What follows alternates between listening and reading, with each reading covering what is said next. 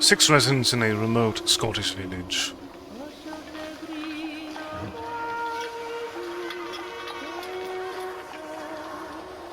A witchfinder summoned to sort their truths from lies.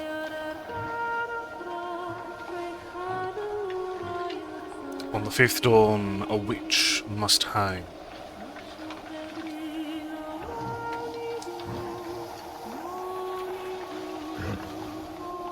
Best you know who by then.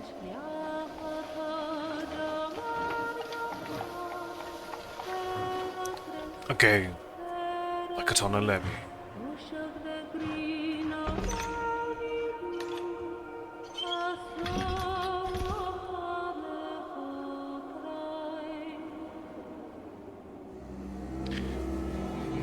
Welcome, ladies and gentlemen, to Daemonologie.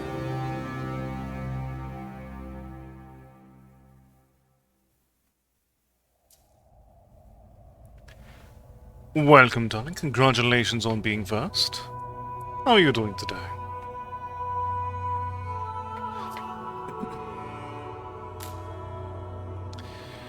The year is 1674. There are 6 residents in this remote Scottish village.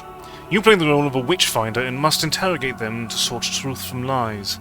If they are just repeating themselves, you have permission to use further methods of persuasion. Certain actions will cost you time.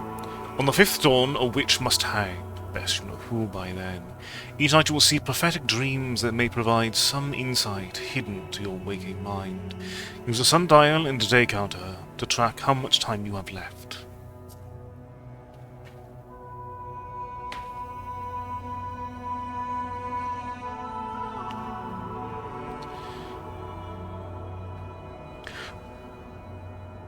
Welcome, Sir Cake. How are you doing today?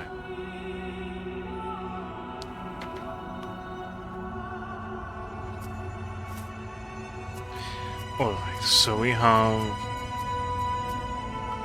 6 locations we can go to.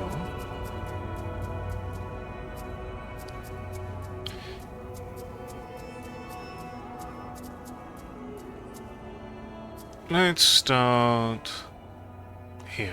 This is the Smith's Abode, the Old Church, Shepherd's Abode, Edge of the Wands, the Ring of Stones, the Bothwell's Crossing.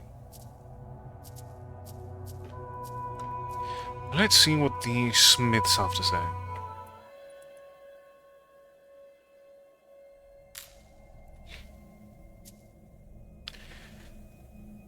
I'm glad you're doing well, and no worries if you've been not.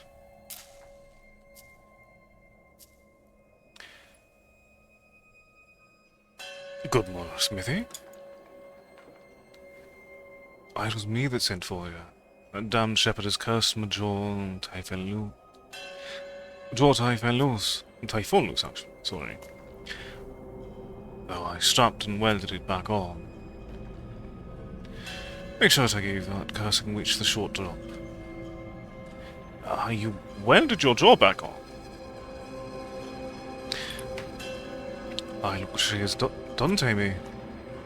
There's no doubt this is witchcraft. Alright. And what do you do here? A wee bit of this and a wee bit of that. Mostly hoofs and plough repairs. There's scarce demand for cutters and bucklers around these parts. And who else is in town, out of curiosity? Besides that blasted shepherd? Yes. Who else? Well, there's the old priest, Father Oisby, in yon kirk. And there's that fishing fella hangs out by Bothwell's Bridge. He's alright like. And that saucy wee bit who's by the fairy circle. Can't forget about that doolally old crone bides the woods and all. Alright, that. So you're targeting. So you were blaming the shepherd already.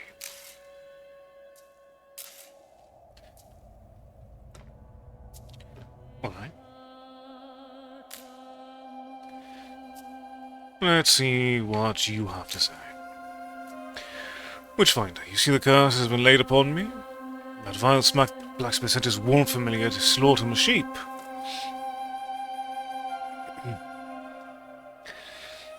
I demand retribution. Well, Oswald claims you've cursed his jaw to fall off. Look at that himself in one of his failed experiments. And what do you do here? What kind of question is that? Did you spy all them sheep as you walked in here? Do you love God? Or is it the way things seem inclined to ask if that prick still loves me? I'll have your respect, or by day's death I'll have thee swinging. All in jest, I will speak no more of it. Alright, so... The shepherd and the blacksmith are both blaming each other.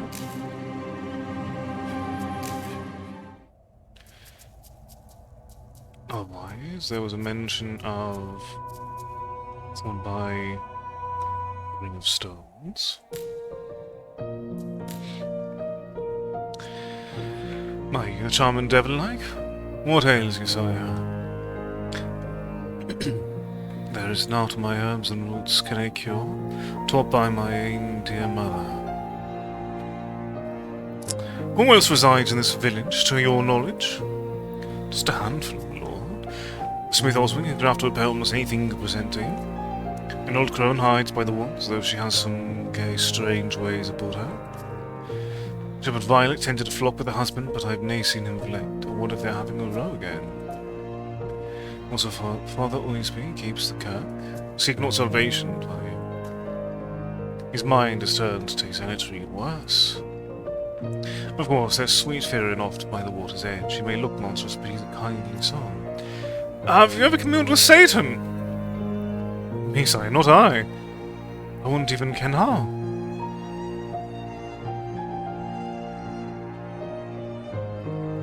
Well, if there's nothing we can do if Pointer's to return.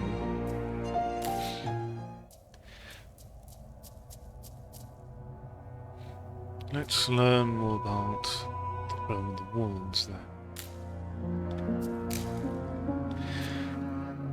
Griselda. What kind of gumshite are you to be trespassing in my woods? Aye, this village is full of witches, and I'll curse ye in all. Curse of boils on your filthy member and maggots in your ass. Hide your tongue, woman, or I shall remove it from your head. Just wait, would you be wanting with me tongue, eh? You dirty wee pervert. Absolutely not gets by old Griselda.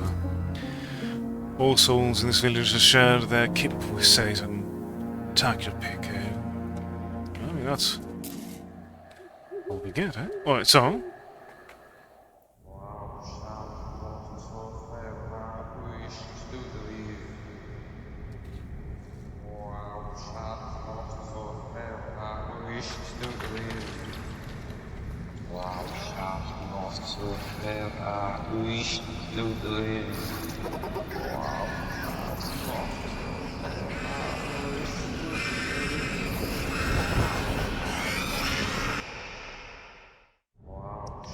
There's definitely some interesting events going on in the church then. Let's start with the old church there. Bid you welcome, Witchfinder. God be here. To what reason does all we village owe the pleasure of this visit? I'm summoned to tend to a wolf in your flock, father. My flock, you say? Vexing news indeed. If you may make use of me in your hunt, then pray let it be known. When you will, I am ready. How many reside in this village? There are 6 of us of late, though not long past we were 9. The blacksmith's wife sleeps in my garden. Fever took her this winter. The shepherd's husband fled, leaving unpaid debts. The wretch. The ungodly whore by the ring of stones had a gentleman caller, though none have seen this foot past. And how long have you served here? 4 and 10 years is what? Though it means is 40. Is there anything amiss of late? No, that he hath brought the evil that plagues this land. I've seen that filthy whore Lilius by the ring of stags, dancing with black shadows of the night.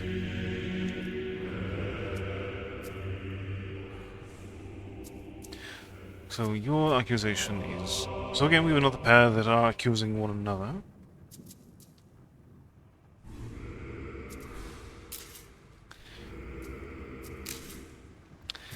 And we've not spoken to you yet. Fisherman Fearin. Which, eh?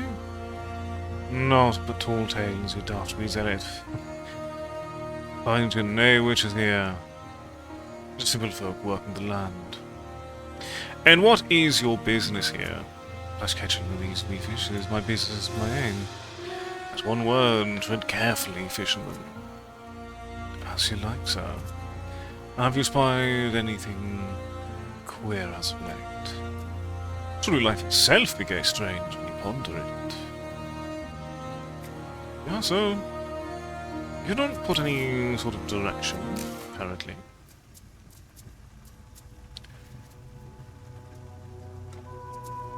Let's revisit you. I was going to carry on healing arts in her stead. There's no soul who has not taken my healings, but perhaps the priest, who does keek at me with strange glances. I know he does not approve of my young love Gavin. Wait out, who is this young love you speak of? Welcome, Firestorms. How are you doing today? My sweet Gavin, a stable hand by the next village on. We've been courting a couple of years now, when he saves enough to do right by me. You have now seen him on your way into the village, have you? No, wench, I have not seen him.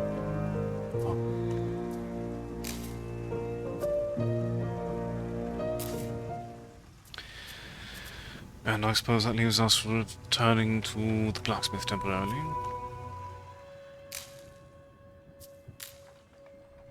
So because me for, she says the fence I built was nae good. There's me for the wolves that got a sheep, but the fence is fine. No doubt she left the gate open, and then she cursed me for my jaw they fall off. And she says you sent a wolf to a door. Just lying witch. There's no truth in a claim like that.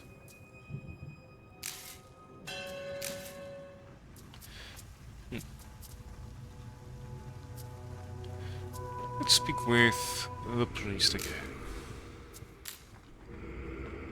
Witchfinder, for one, hunting devils, you're spending far too much time searching in the house of our lord.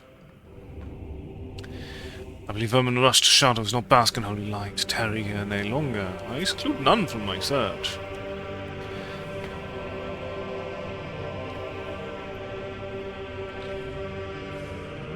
Do not test me, Witchfinder, I'm a man of the cloth. That wall by the ring stands as the witch, and she has slain 3 babes, no less.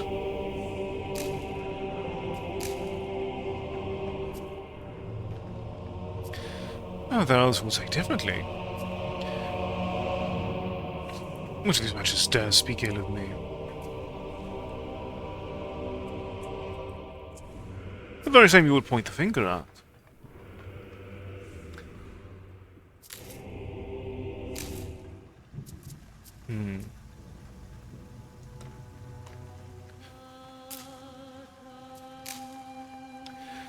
I can tell you whether the blacksmith is still breathing. Well, I've not found enough proof. But I'm yapping to his familiars, a slack-jawed raven and a grey wolf. Black Wolf here to slaughter my sheep, for I refused to pay him for this feeble disaster of fence he erected.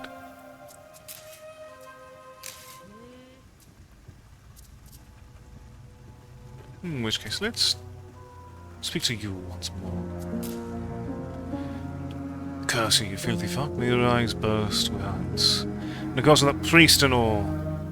He prays, pointing his hands down like he's praying to Lucifer in the underneath. And when did you spy him doing this blasphemous act? At the morrow. Now, when have you seen him perform this act? Seen whom? Okay, so we're going to be talking in circles. That's fine. Anything new to say? This is the witch business. I am indeed infestating, I ain't. I'm not accusing you in particular, I'm just trying to see if you know anything. Come on, I've got some nice trout or tuna flesh for supper. What is the nature of your affliction, Sophia? Well, for what I hear, my father was the same way. Had a hint of toe in hair. Nothing wrong with that.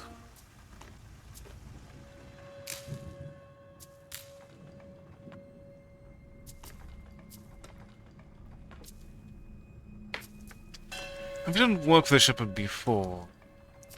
Only were a man, never had much dealings with her until he up and left. Took reason upon that lot. He still owes me a Bobby and all.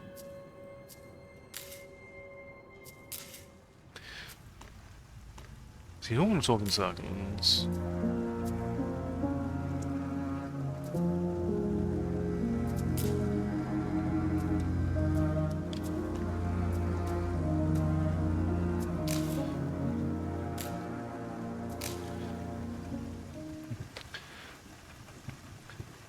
Talking the witch. The witch is a filthy, unclean creature. Let the waters wash away their sins and slacken their jaw.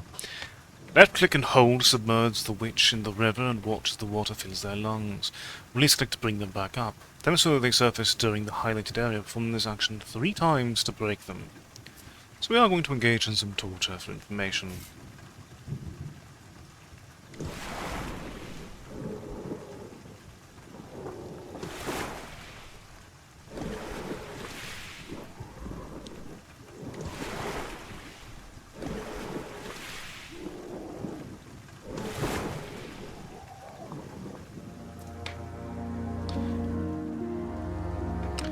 I am the witch and I curse you again, shepherd and fisherman of filthy witches and all.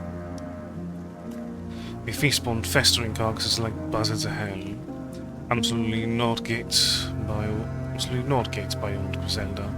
We'll feast upon your festering carcass and all if you tight your tight their filthy necks. Okay. So you're pointing fingers at the shepherd and the fisherman.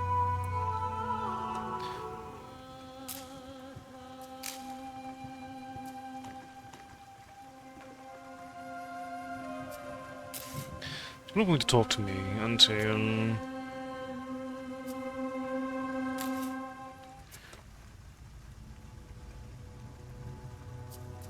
Currently we have 2 claims toward the priest and the shepherd.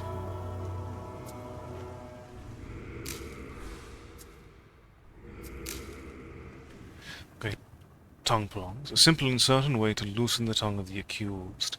Iron clamps are tightly attached to the victim's tongue and pulled firmly from the head. Left click and hold, start pulling the clamps. Release to relax a little.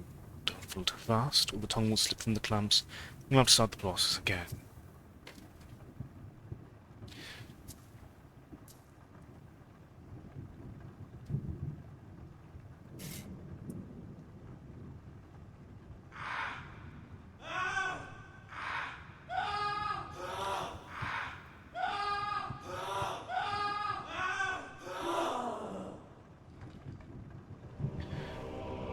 Have mercy on my eyes, we'll strike you down. Why do you let me so? Well, that war still walks free. I've seen her taking newborn babes out to that pagan spiral. After she takes a short drop, you must be fixed upon this maiden. What is she to you? Not a maiden, not but a blaspheming pagan harlot.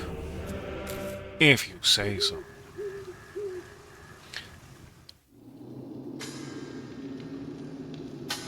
Okay, seen with the blacksmith.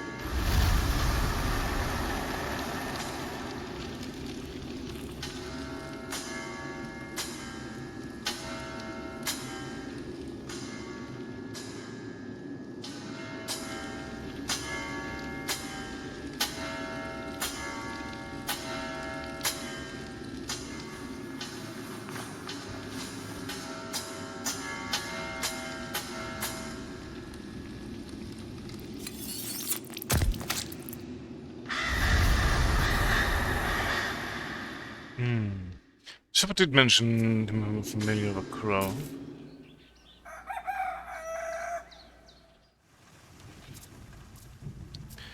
Let's start with following through on that. Very new today.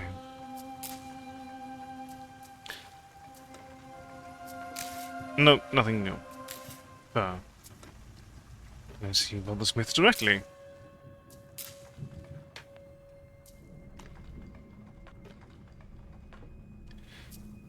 No, still nothing new there.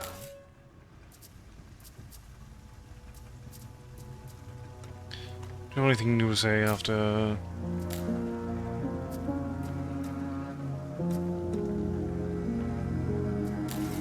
And otherwise, we had a direction toward...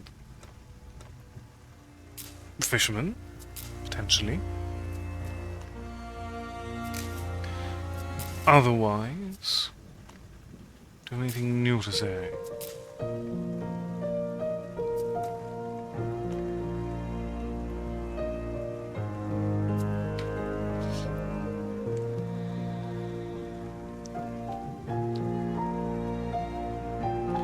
Indeed, we need to figure out who is lying and which of them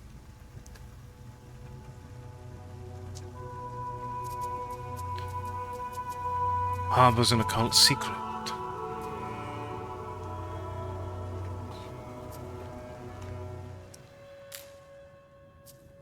Let's see, what can we get from torturing you? Periwinkle is a rather simple device that can be placed onto any of the accused's fingers. All thumbs can be very effective. To loosen their tongue, you must tighten the screw. Left click to wind up, and left click again with maximum strength to twist tight. Repeat this until you hear the bones crack.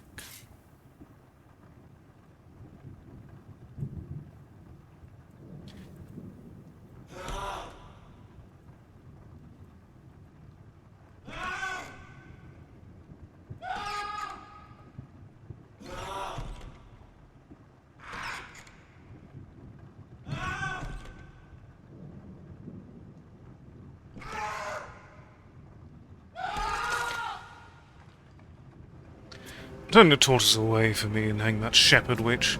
May she curse your jaw to fall off in all, and don't come greet unto me, tay welded back on. You must have seen that wee lamb's head you severed at my doorstep. And queer symbols in the pool, methinks blood smeared all over my door.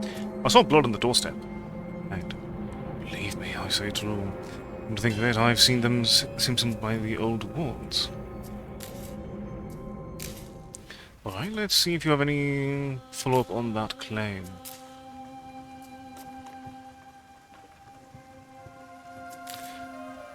No, otherwise it's on you, but...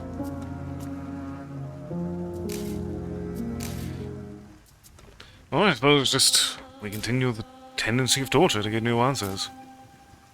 The devil's mark to seal their filthy pact with the devil. He licks their body, leaving a blackened mark upon the witch's skin. This mark may hide just below the surface, but it can be unveiled with the pricking of the skin. Left click to pierce them until you find the hidden mark.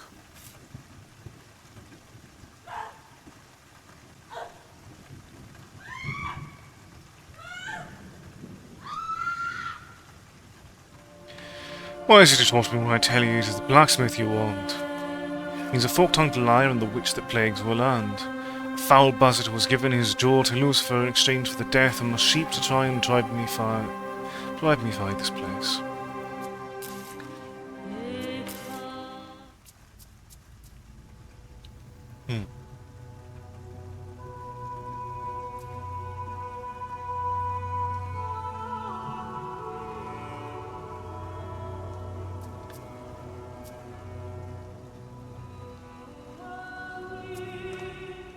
Otherwise, the only person we have is an accusation so that we've not gotten any information from would be the fisherman here. Ah, tongue prongs once more.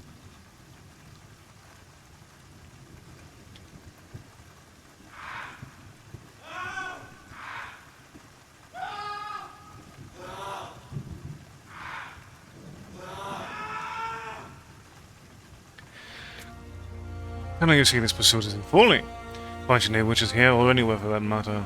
Beg you to trouble us no more.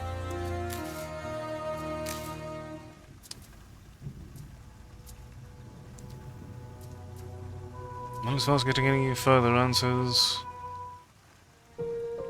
only one person trying to get anything from. Otherwise, everyone's dialogue is built on repetition. Okay, once more we are dunking.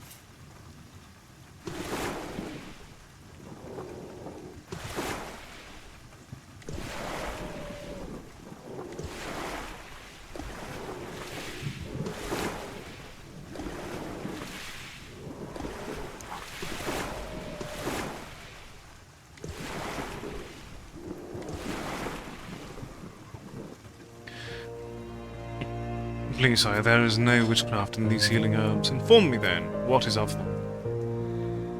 Naught untoward, just a wee bit of lavender, some rosemary, and lady's bedstraw. A priest said he had, did he not? He did. Or do I speak ill of another fae in this village?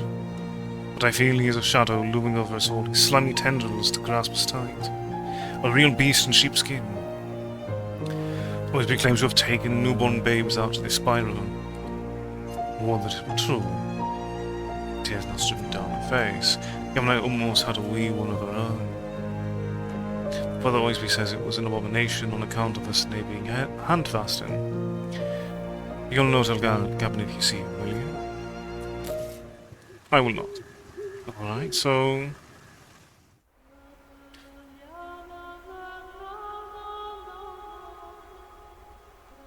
Okay, so this one's focused on her.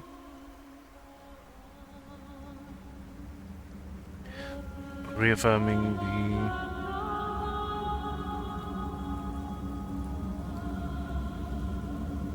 infant taking accusation.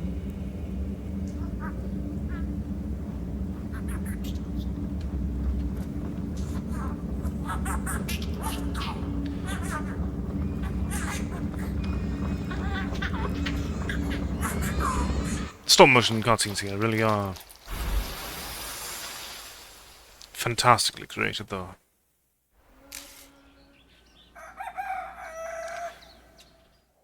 Alright, we're on to day 4.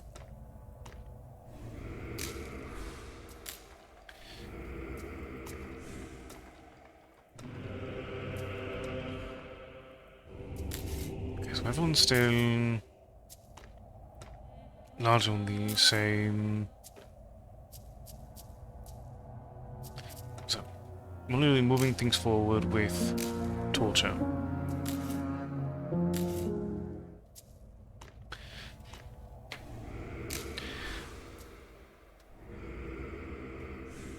So we get more out of you at this point. Because we're applying pillywinkles to you.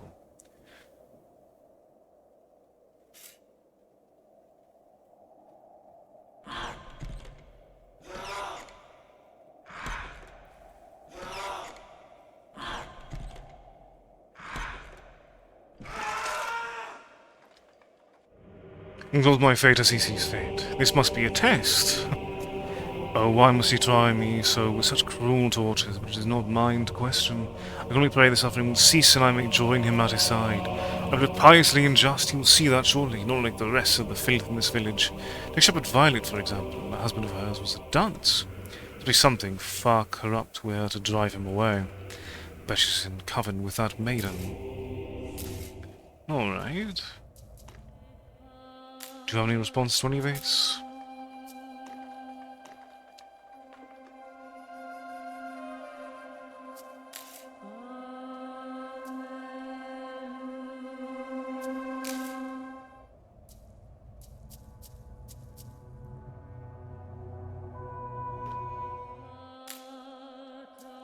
Just we follow the trail of thought. And so the Devil's Mark once more.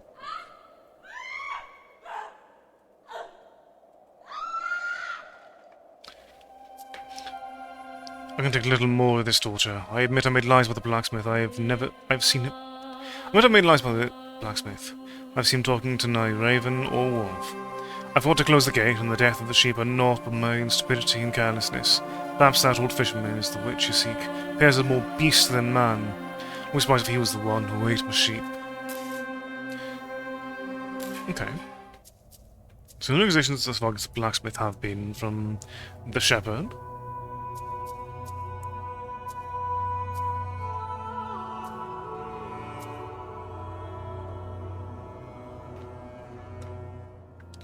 What more can we get from you?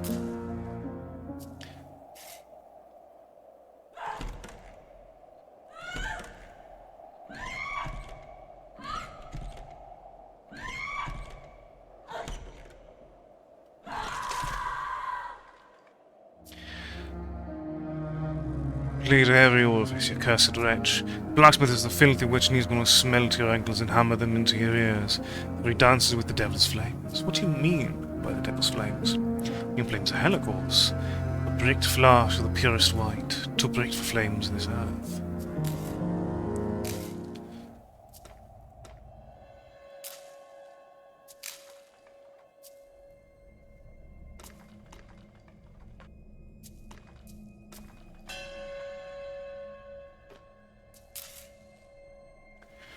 Well, let's see what more we can get from you. Because you are claiming to have seen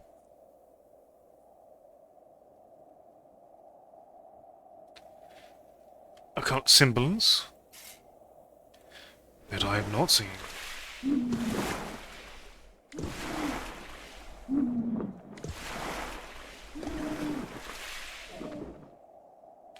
Additionally, you're claiming there's a sheep's head that's gone missing. Well, I admit the fence I sold her was my best work. That doesn't change her being a witch. Nor does it prove it, sir. I think the damned shepherd, lest you doom us all. Because that claims you've been stoking devil's flames. What does it mean by that? Bright white flashes from hell, brighter than any flame. Away with such stripe. Do you deny her claims, sir? Aye, that's no witchcraft. Us, we product of my scientific study of sorts. Heretical alchemy? Nothing like that. Are you certain, sir?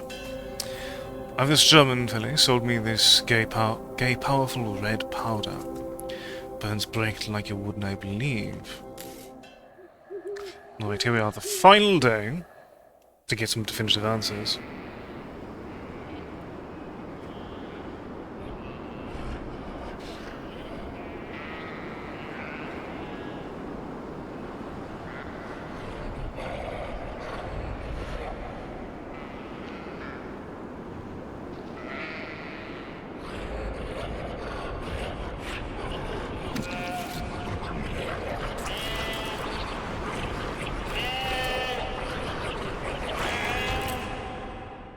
Oh.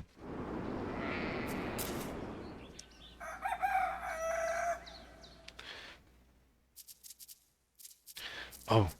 So we only have 4 days. Hmm.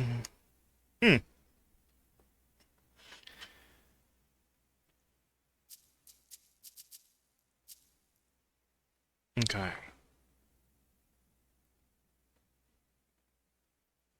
Was that the claim to be the witch?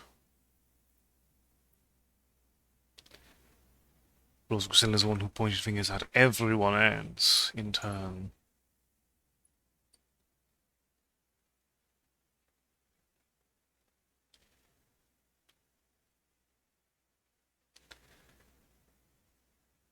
So we cannot get a full set of information.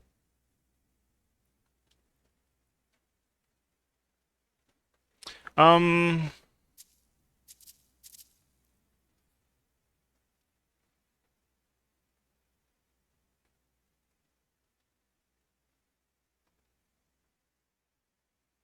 So we did see 4 prophetic visions.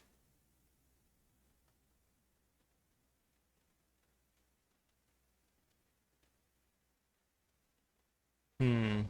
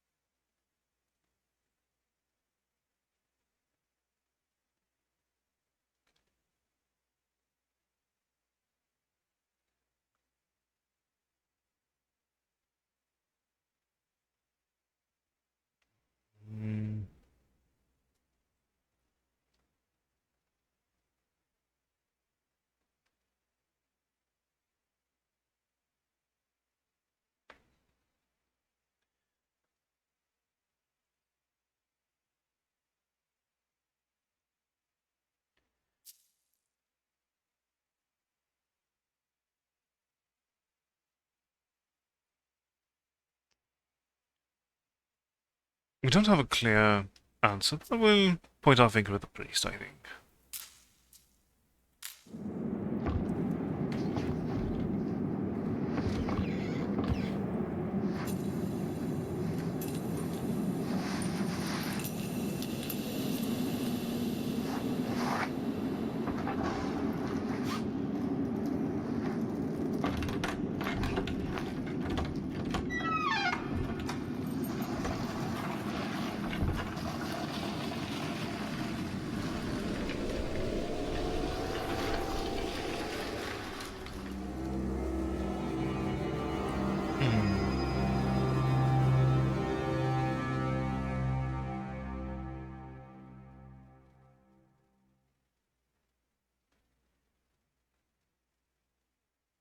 Interesting. No confirmation if it's correct. Probably by intent.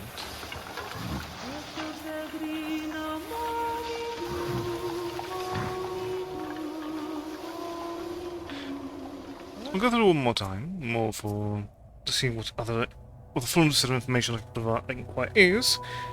But I have a feeling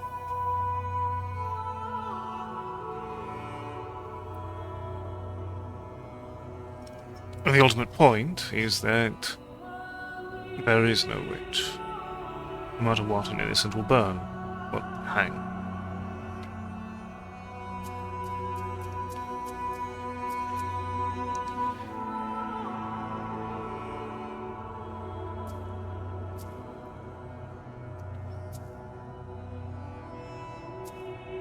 Once we didn't get more information from in turn were Fisherman and the Maiden.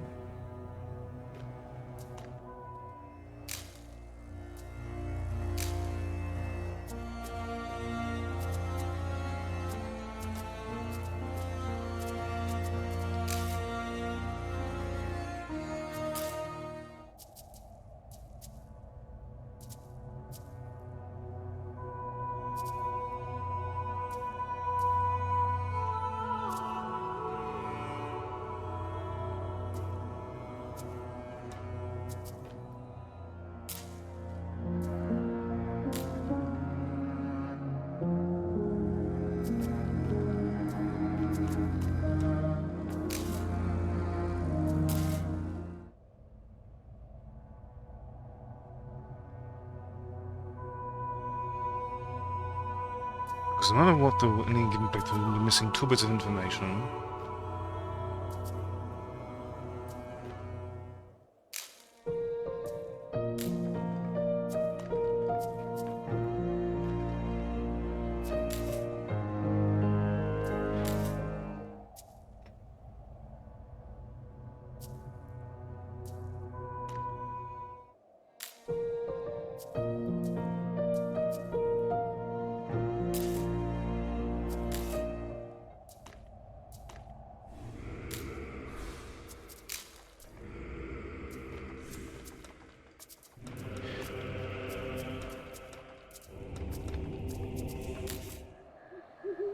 Right, so here we'll have... Oh, I see, we are getting a different cutscene here.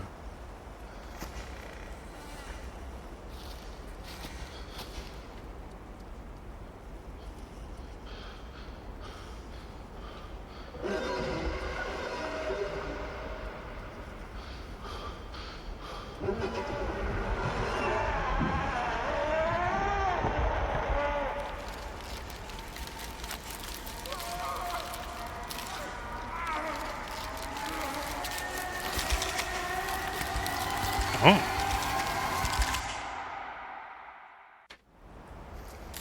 Okay, so that's targeting someone visiting Griselda.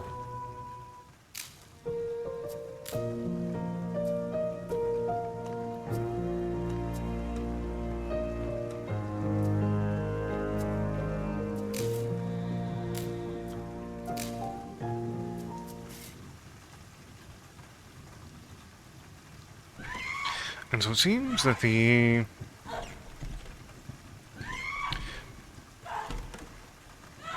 torture scene will be randomly chosen each time.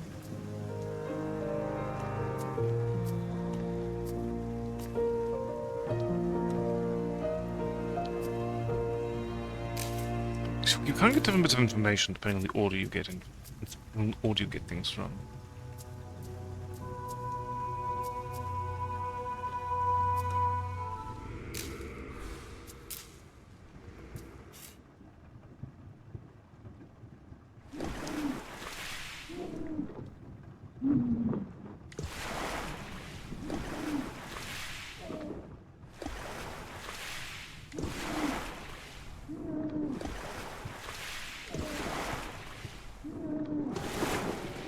Because by not getting...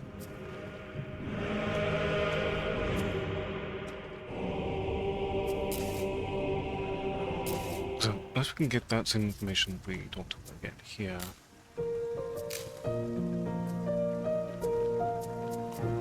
Okay.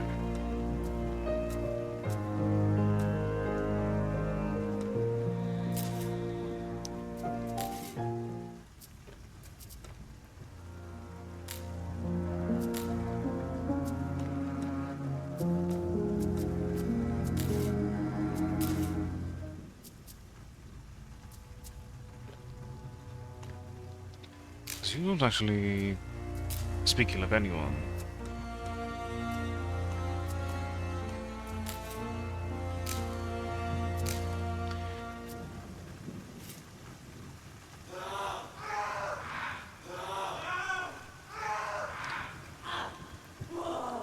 So it is. So the bark does what randomly.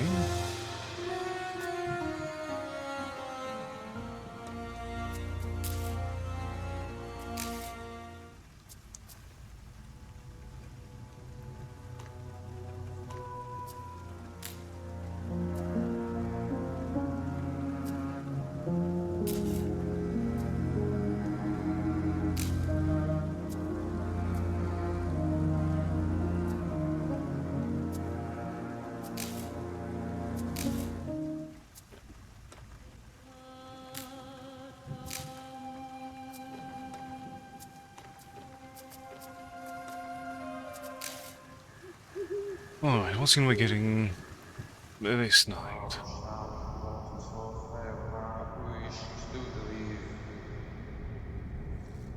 Okay, so this is...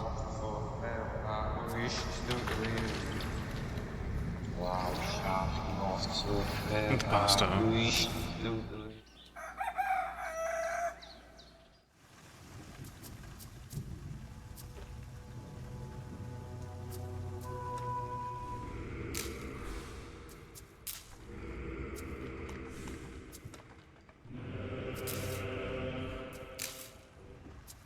Well, let's see if we can get more out of you, or potentially even further.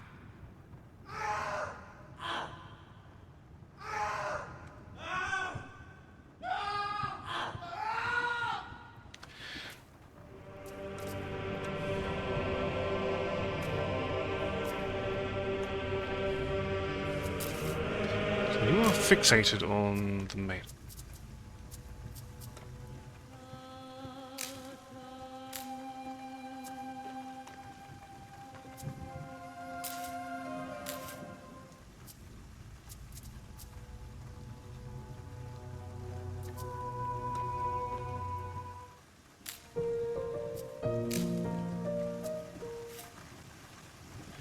So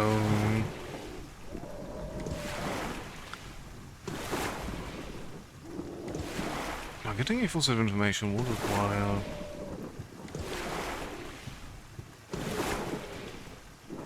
heavily targeting individuals one run at a time, wouldn't it? When my love returns, you will regret the hands you laid upon me. I tell you that you are the possessed village of the grasp of the priest. Seen him dancing a jig with imps in that kirk of his, making merriment and cavorting with all manner of beasties. When have you seen this? All the time, sir. Vampside, mad old crone that warns men who walk in there never to return. She usually turns them into the trees. My love into the wounds and as they returned. I can she has turned him to a tree.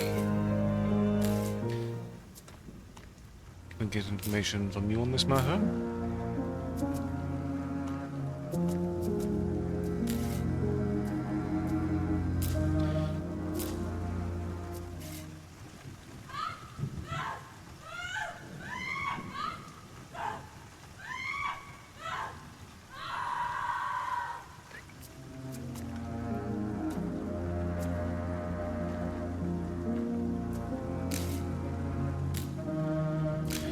We'll follow through on this particular accusation.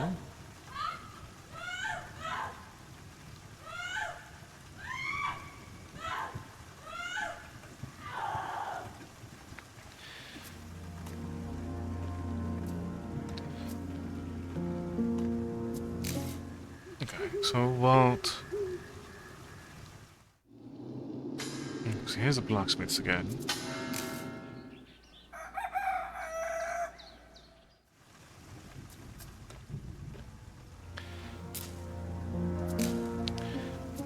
You can just thoroughly pick on one person and be determined to see them break. Hold your cursed, pus-filled tongue. I've seen that filthy whore by the ring of stains, birthing babes and dashing their wee brains out upon the rocks. She will dash her filthy fucking brains in all, since her filthy lover is never coming back. The priest saw to that. You knew Lilius was with child? What say? Absolutely naught gets by old Griselda. Who else is in your company? The other witches and I dare you to put the noose around us all, and we can all hang together.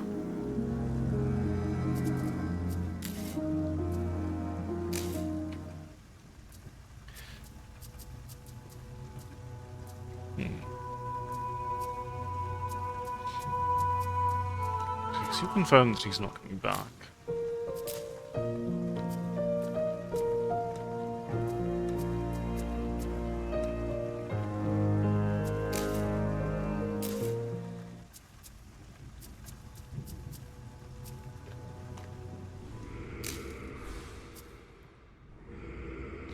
We won't get by torturing you once more.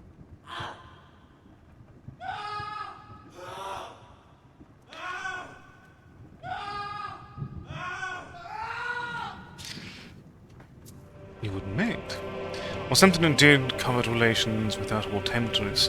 A black goat did appear to me, and I begged her to let me beg that supple maiden she should be mine.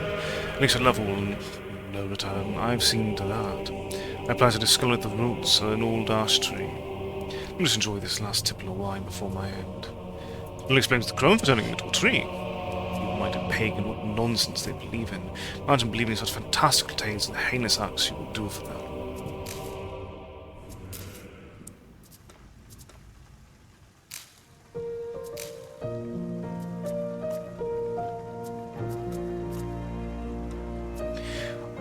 You have misconfessed the slaughter of your young Gavin. Now, why would you say these wicked things to me? My Gavin must be alive, isn't he? That wicked, filthy, wretched villain. Furnish that craven with a necklace of jewels. I want to see him dance his last jig. Alright, so we can get certain accusations from certain people, it seems. I believe we are nearing our last bit of possible torture and talk.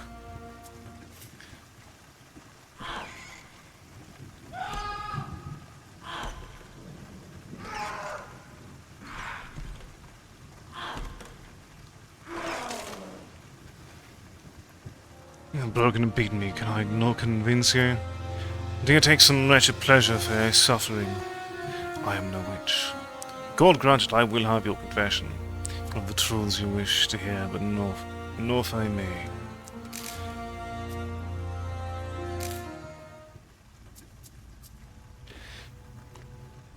Can we talk to you one more time? We can.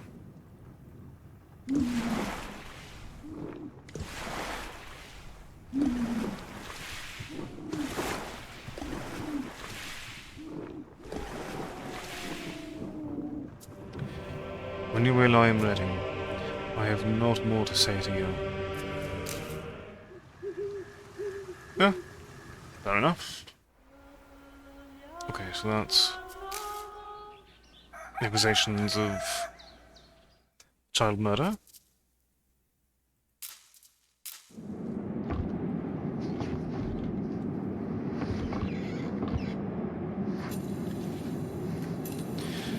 Miller, of course, claims to be the witch, but we can't really confirm this. But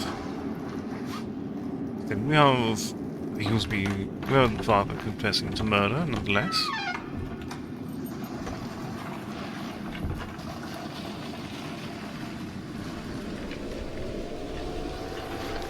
So the prophetic dreams are around not necessarily what has happened, but what others have claimed. For the maiden's accusation of the priests are the events of the church. The shepherd's accusations of the smith depict that. Griselda's turning of Gavin into a tree is one.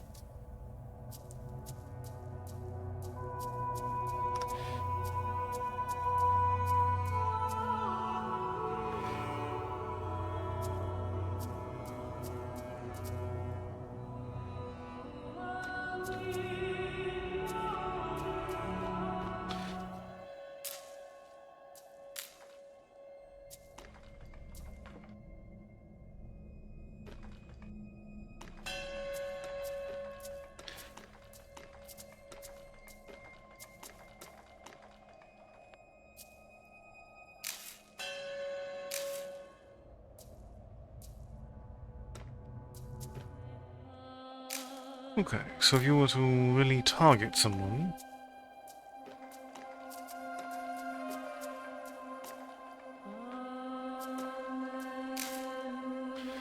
you can follow through with just... a lot of torture.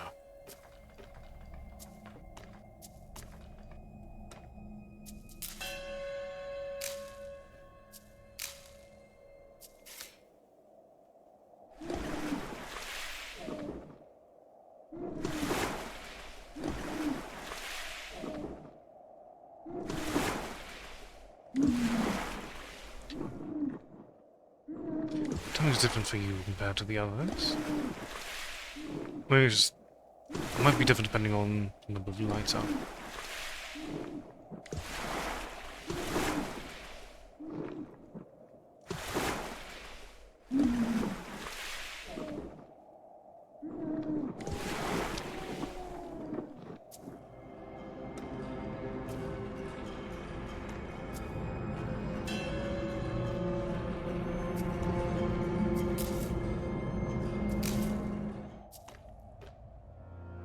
And we'll start with Giuseppe.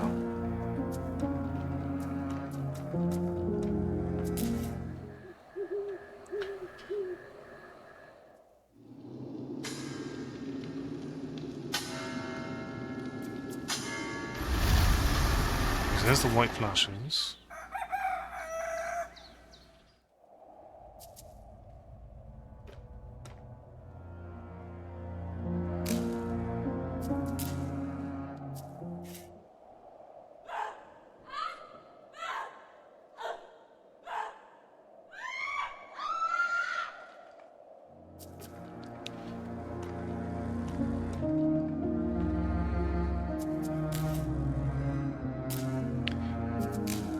To say about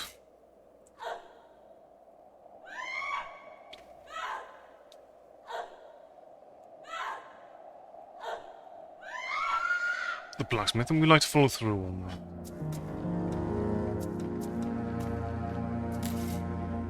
Just to see where this goes precisely. But why don't just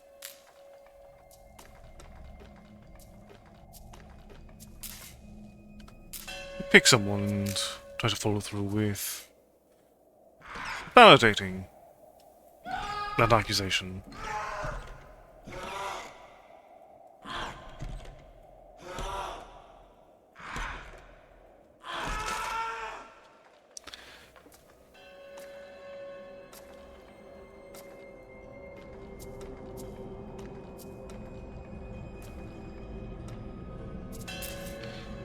Alright, and what if we were to get more from you?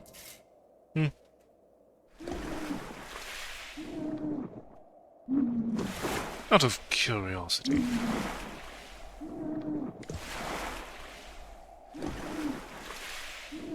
So I'm at a point where they have nothing more from these scenes. Hype and Vex. It's no torture. There's about 1 pay for my work. I stoked up loose for himself from my fires. The wolves are hell upon a sheep. So then you freely admit to witchcraft. You just hang me now and end my suffering. And that shepherd and all, for she is the most cursed witch I've ever known. Okay.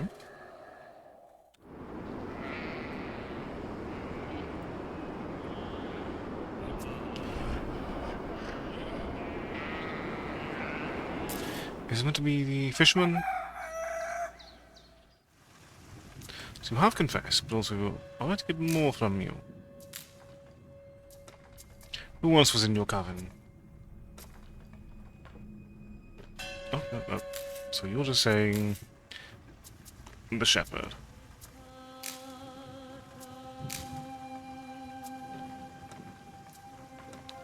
I was wondering if we discuss work. I knew it. You see the kind of man we are dealing with? Okay, but also, see if this changes your life as we go through this.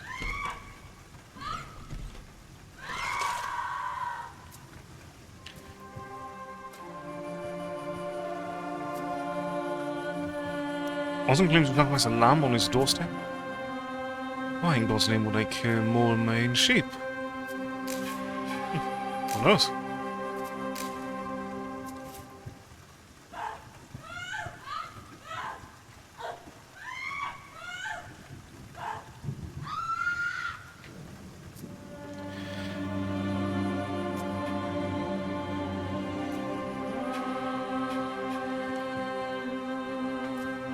There's no point in finger at the fisherman, but also let's see what more we can get from you in the meantime.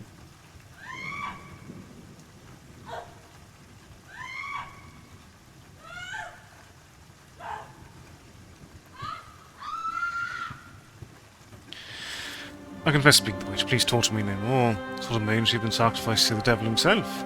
It's a curse to drop that flapping jaw from the blacksmith end. This insufferably happen. We also may be rid of this awful place. Well, which will hang soon enough. Alright, so we do have a confession.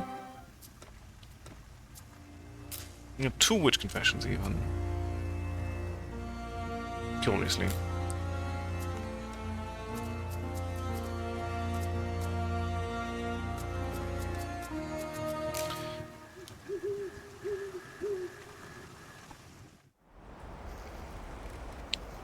Okay, so this is Gavin turning into a tree.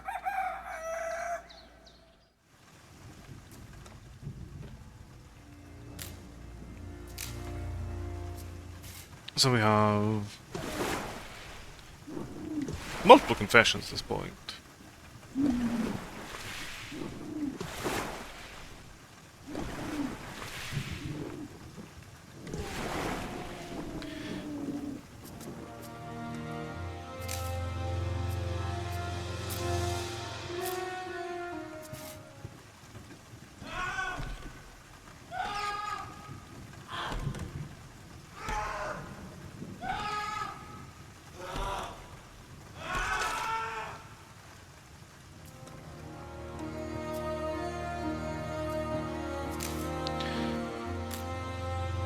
Let's see if we can get the... Let's see where else your dialogue goes.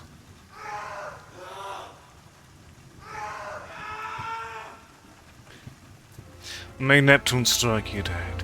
Find you no witches here, only your own wretched soldiers may pact with the devils and demons. A blackened beggar, leech upon land trading torment for gold.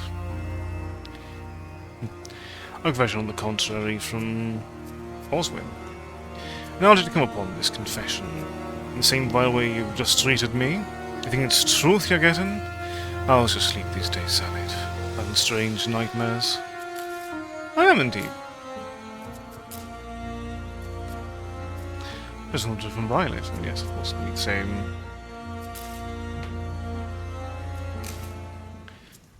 So we can get a confession from 3 individuals.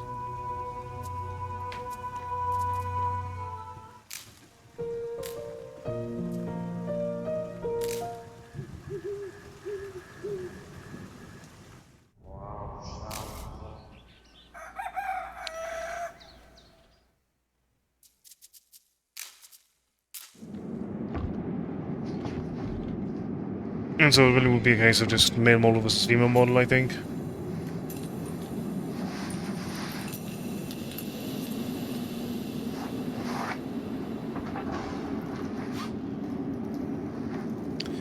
And that seems to be about the extent of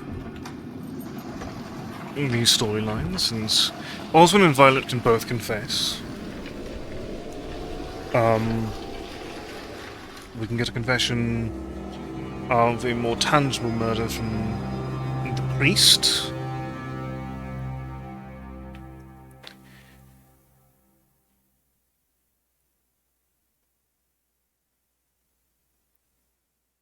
And then the fisherman will never confess because fisherman's the most honest of them. The one that knows full well that there is no witchery to be had.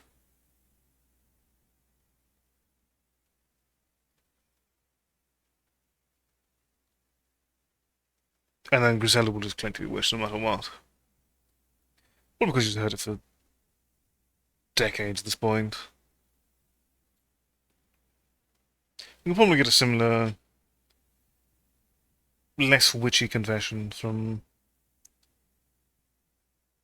the maiden, or just get her to confess to witchery by pressure of any other possibility.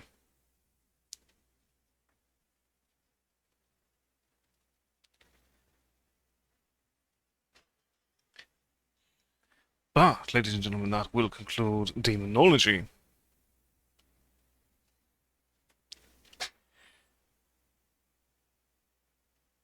A well-crafted horror adventure that dabbles with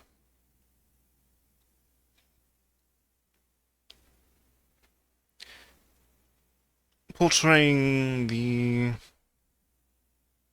abominable side of a witch hunter in the most realistic sense, trying to simply pin the crimes of simple oddities on whoever is most convenient. And whoever you point the finger at, whether or not there is grounds for it, will hang. And there are no witches to be found. Only mortals. Flawed and vulnerable.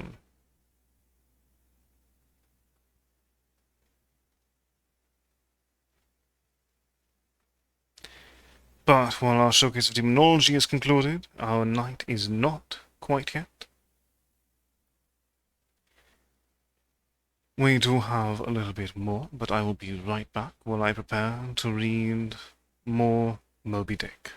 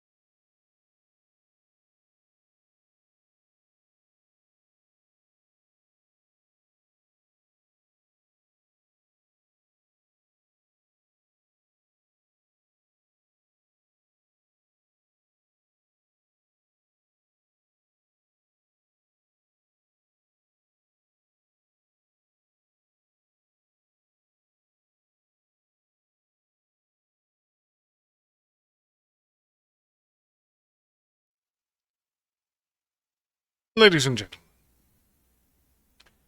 welcome back.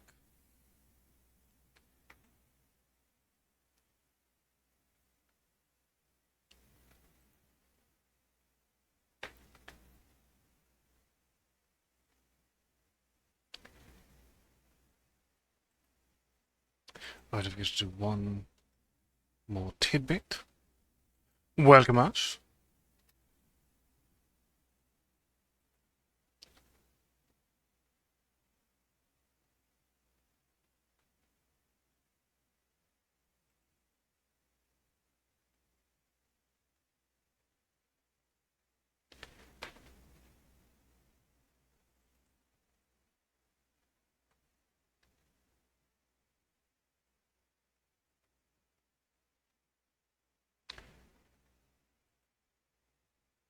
Tonight will be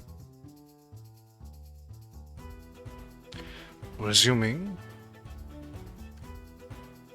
our reading of Moby Dick.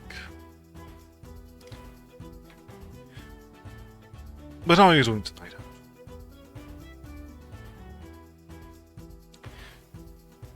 When last we left off, our voyage had begun. We'd actually finally met the mysterious Captain Ahab. A number of men on the crew.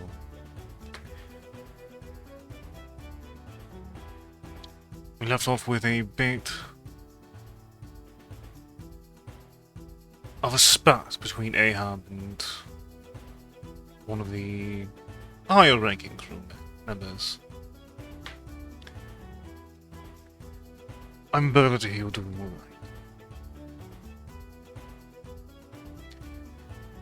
And well, don't get in the credit as well for reeling. It is a wonderful story, is it not?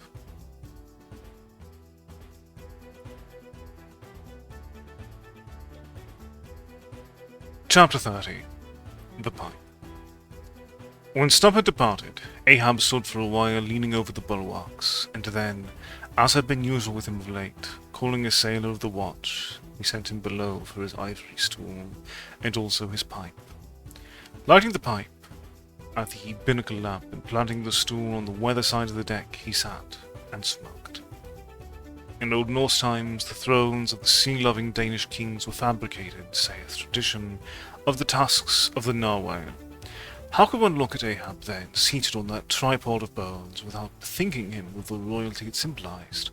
For a Khan of the plank, and a king of the sea, and a great lord of Leviathans was Ahab. Some moments passed, during which the thick vapour came from his mouth in quick and constant puffs, which blew back again into his face. How now, he soliloquized at last, withdrawing the tube, with his smoking no longer soothes. Oh, my pipe, hard must it go with me if thy charm be gone. Here have I been unconsciously toiling, not pleasuring, aye, and ignorantly smoking to windward all the while.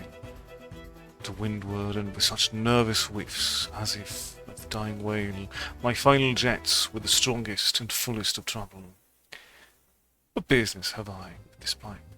This thing that is meant for sereneness, to send up mild white vapours among mild white hairs, not among torn iron-grey locks like mine. I'll smoke no more.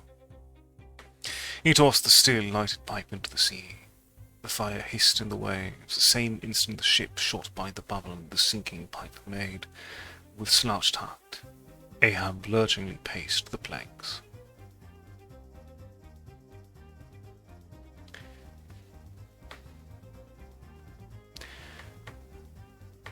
Indeed, especially, and they do a wonderful climactic scene.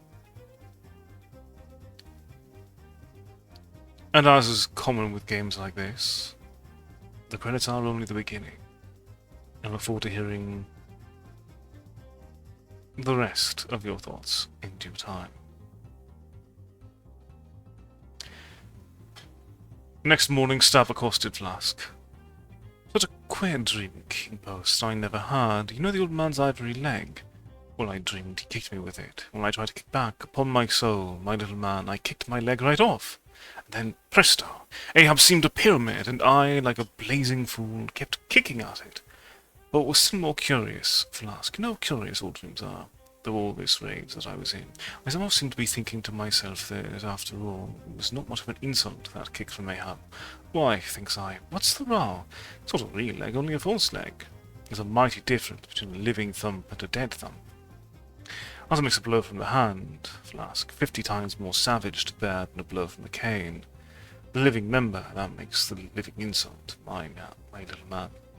And thinks I to myself all the while in mind, while I was stubbing my silly toes against that cursed pyramid, so confoundedly contradictory was it all.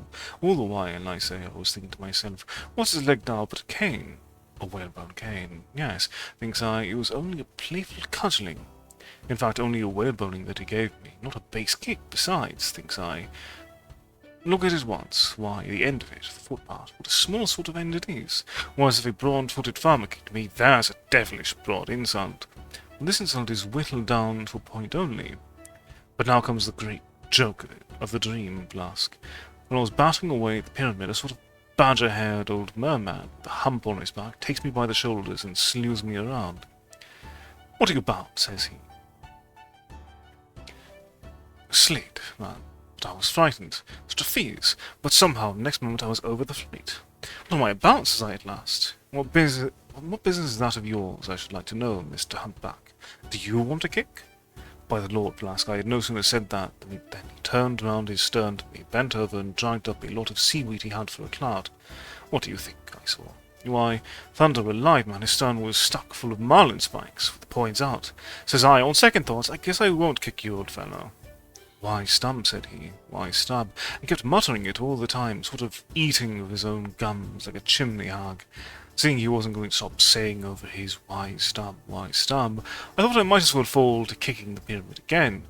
But I only just lifted my foot for it when he roared out, Stop that kicking!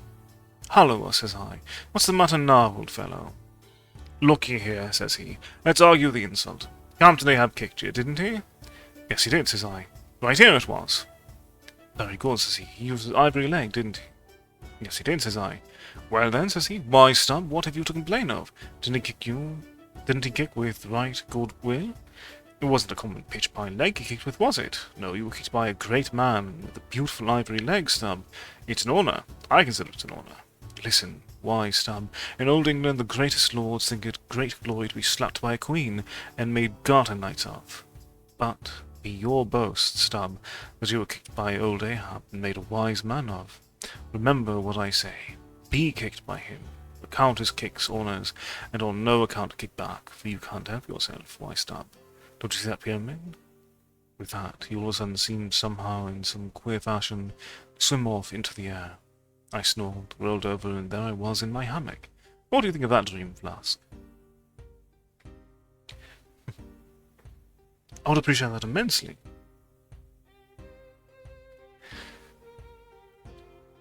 I don't know, it seems sort of foolish to me, though. Maybe.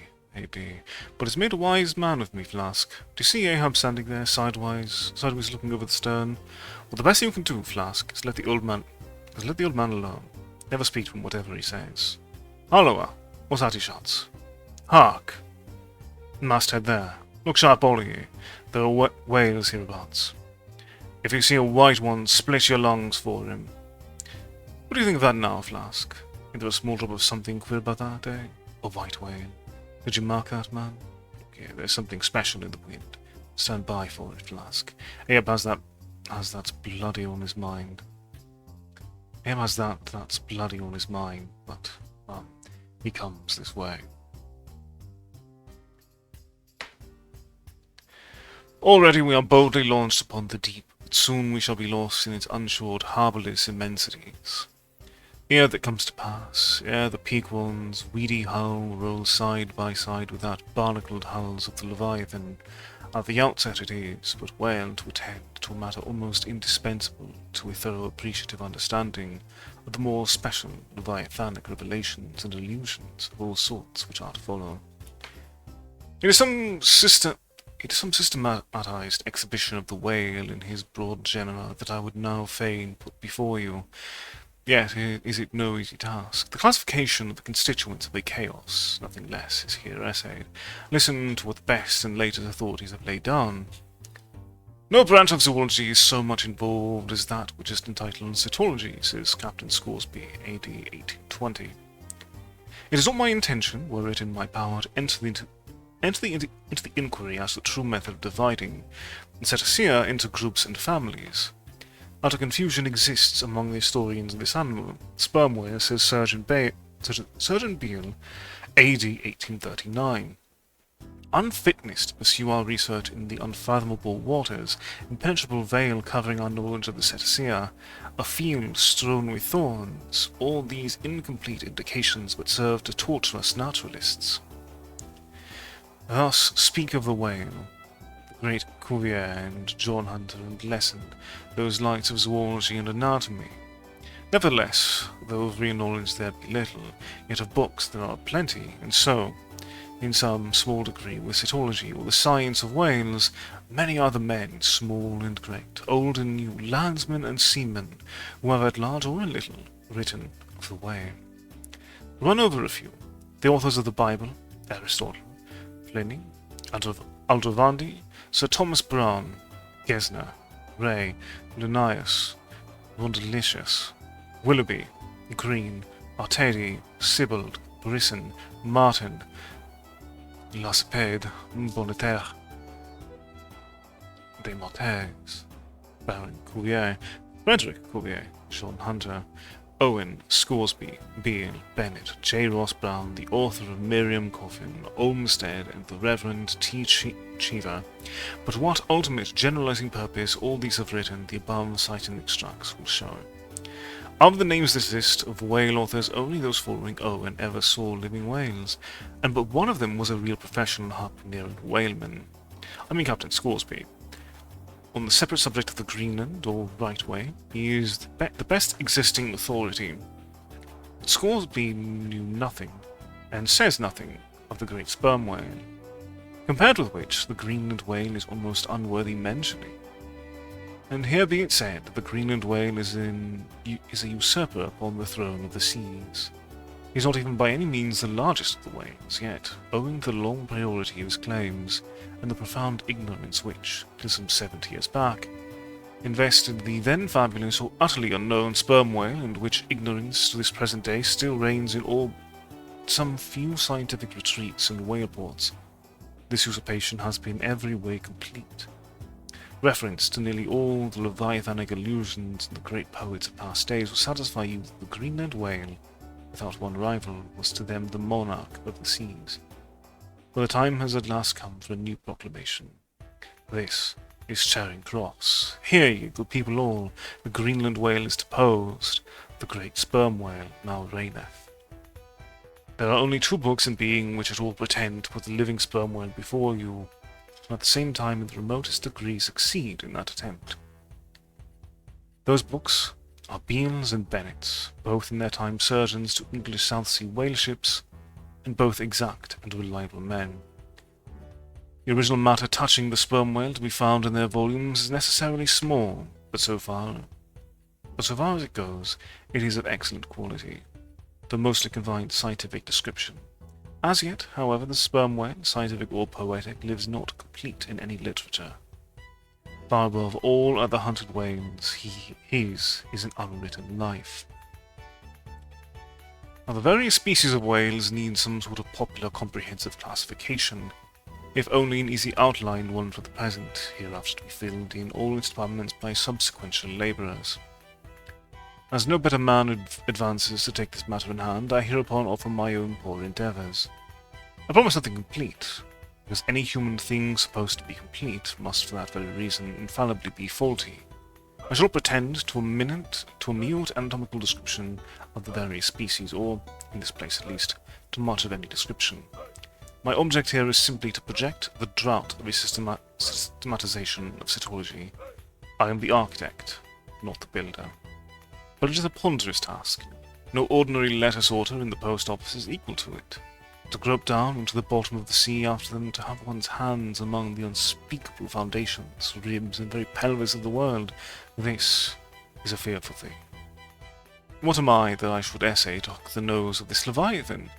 The awful tauntings in Job might well appall me. Will he, the Leviathan, make a covenant with thee? Behold, the hope of him is in vain. But I have swam through libraries and sailed through oceans. I have had to do with whales with these visible hands. I am in earnest, and I will try. There are preliminaries to settle. First, the uncertain, unsettled condition of the science of cytology is in the very vestibule attested by the fact that in some quarters it still remains a moot point whether a whale be a fish. In his System of Nature, AD 1776, Linnaeus declared, "I hereby separate the whales from the fish. But of my own knowledge, I know that down to the year 1850, sharks and shad, alewives and herring, against Linnaeus' express edict, were still found dividing the possession of the same seas with the Leviathan." The grounds upon which Linnaeus would fain have banished the whales from the waters he states as follows: "On account of their warm bilocular heart, their lungs, their movable eyelids, their hollow ears, penum intratum femenum mammis lac. Penum in intratum feminam mammis lactantum." And finally, ex lege naturae jure meritoc. I submitted all this to my friends Simeon Macy and Charlie Coffin of Nantucket, both messmates of mine in a certain voyage, and they united in the opinion of the reasons set forth were altogether insufficient. Charlie profanely hinted they were humbug. Be it known that, waiving all argument, I take the good old-fashioned ground that the whale is a fish, and call upon holy Jonah to back me. This fundamental thing settled, the next point is what internal respect does the whale differ from other fish? Above, Linnaeus has given you those items, but in brief they are these: lungs and warm blood, whereas all other fish are lungless and cold-blooded. Next, how shall we define the whale by his obvious externals, so as conspicuously to label him for all time to come? To be short then, a whale is a spouting fish with a horizontal tail. There you have him, however contracted. That definition is the result of an expanded meditation. A walrus spouts much like a whale, but the whale was not a fish because he is amphibious. But the last term of the definition is still more cogent, as coupled with the first. Almost any one must have noticed that all the fish similar to landsmen have not a flat, but vertical or up and down tail. Whereas among spouting fish, the tail, though it may be similarly shaped, invariably assumes a horizontal position. By the above definition of what a whale is, I do by no means exclude from the Leviathanic Brotherhood any sea creature hitherto identified with the whale by the best informed Nantucketers, nor, on the other hand, link with it any fish hitherto authoritatively regarded as alien. Hence, all the smaller spouting and horizontal tailed fish must be included in the ground plan of cytology. Now, then, come the grand divisions of the entire whale host. Whether down to the present time, the fish styled lammatins and dugongs, pigfish and sowfish of the coffins of Nantucket, are included by many naturalists among the whales, but as these pigfish are a noisy, contemptible set, mostly lurking in the mouths of rivers and feeding on wet hay, and especially as they do not spout, I deny their credentials as whales and have presented them with their passports to quit the kingdom of cytology. First, according to magnitude 1, I divide the whales into 3 primary books, some divisible into chapters, and these shall comprehend them all, both small and large. 1. The folio whale, 2. The octavo whale, and 3. The duodecimo whale. As the type of folio,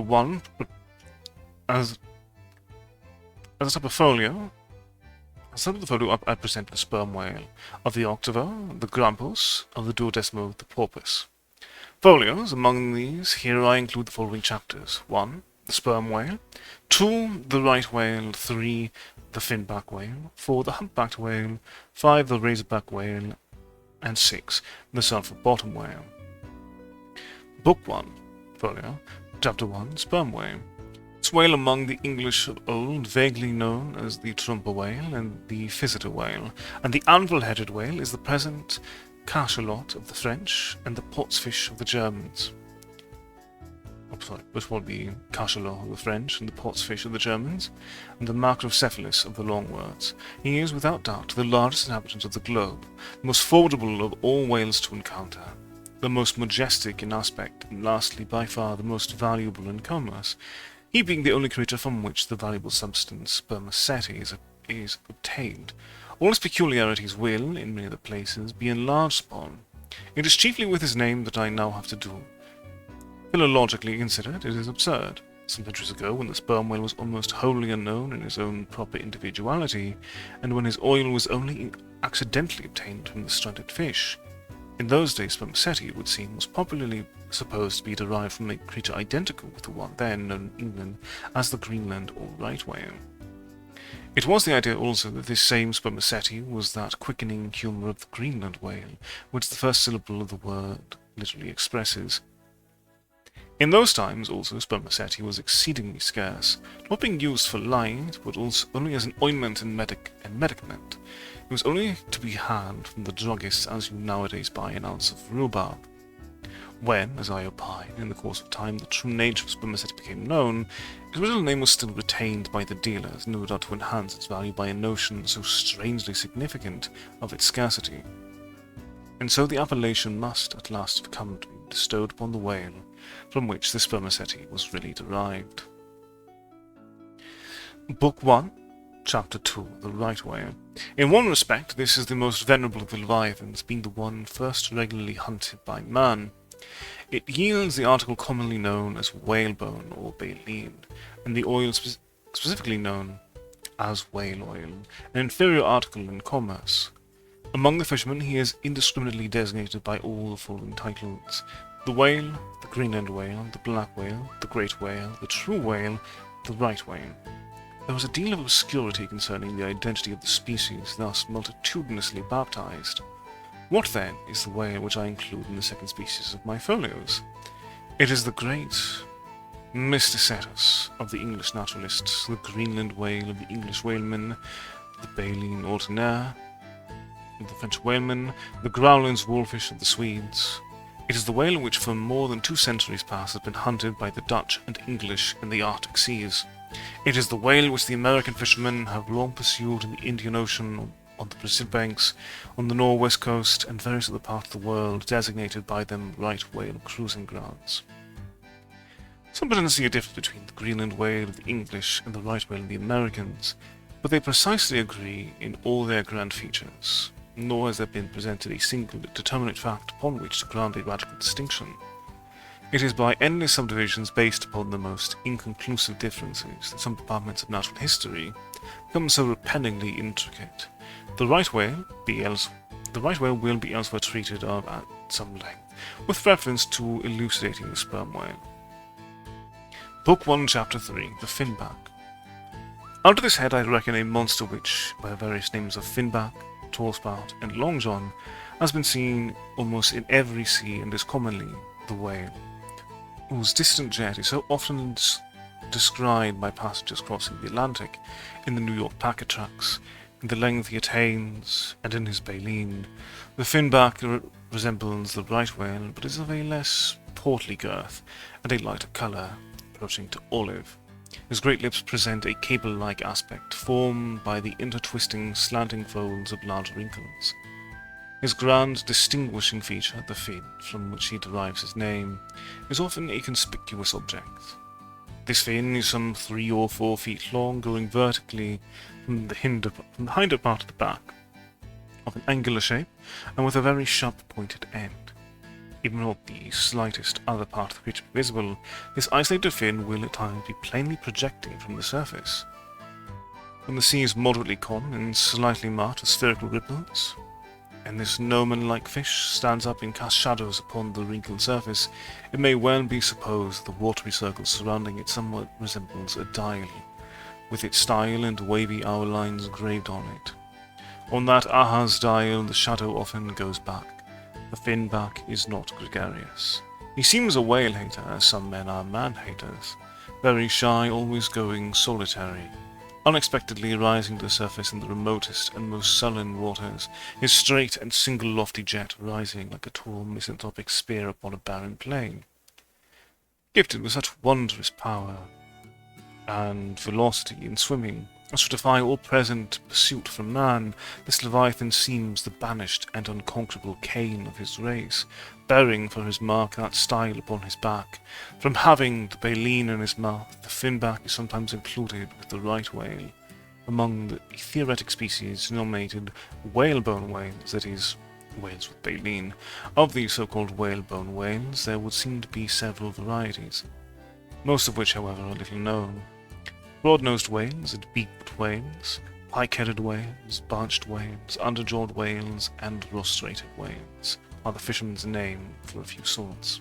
In connection with this appellative of whalebone whales, it is of great importance to mention that, however such a nomenclature may be convenient in facilitating allusions to some kind of whales, yet it is in vain to attempt a clear classification of the Leviathan, founded upon either his baleen, or hump, or fin, or teeth, notwithstanding that those marked parts or features very obviously seem better adapted to afford the basis of a regular system of cytology than any other detached bodily distinctions, which the whale in his kinds presents.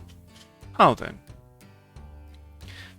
The baleen, hump, back fin, and teeth, these are things whose peculiarities are indiscriminately dispersed among all sorts of whales, without any regard to what may be the nature of their structure in other and more essential particulars. Thus the sperm whale and the humpbacked whale each has a hump, but there the similitude ceases. Then the same humpbacked whale and the Greenland whale, each of these has baleen, but there again the similitude ceases, and it is just the same with the other parts above mentioned. In various sorts of whales they form such irregular combinations, or, in the case of any one of them detached, such an irregular isolation as utterly to defy all general methodization formed upon such a basis. On this rock, every one of the whale naturalists has split.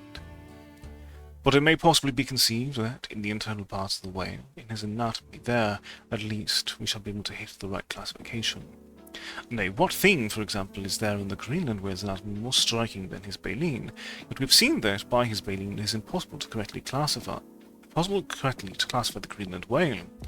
If you descend into the bowels of the various leviathans, where there you will not find distinctions of 50th part as available in the systematizer as those external ones already enumerated.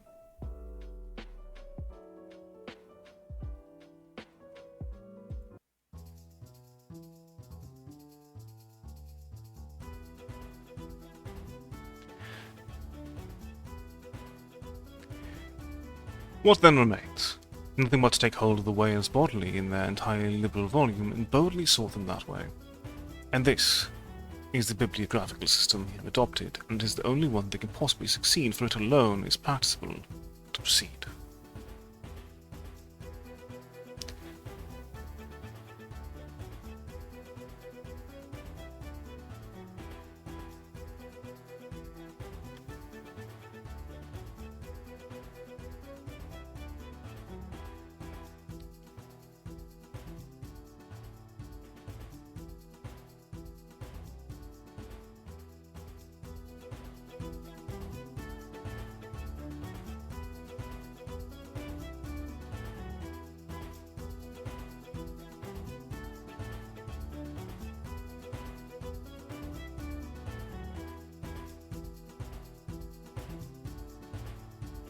Book 1, Chapter 4.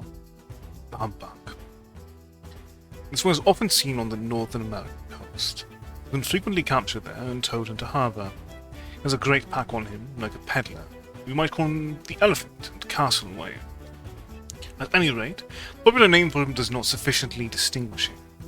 This sperm whale also has a hump, though a smaller one. His oil is not very valuable.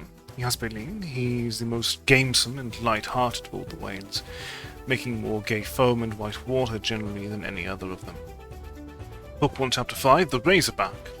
Of this whale little is known but his name. As him at a distance off Cape Horn. Of a retiring nature he eludes both hunters and philosophers. Though no coward, he has never yet shown any part of him but his back, which rises in a long, sharp ridge. Let him go. I know little more of him, nor does anybody else. Book 1, Chapter 6, The Sulphur Bottom.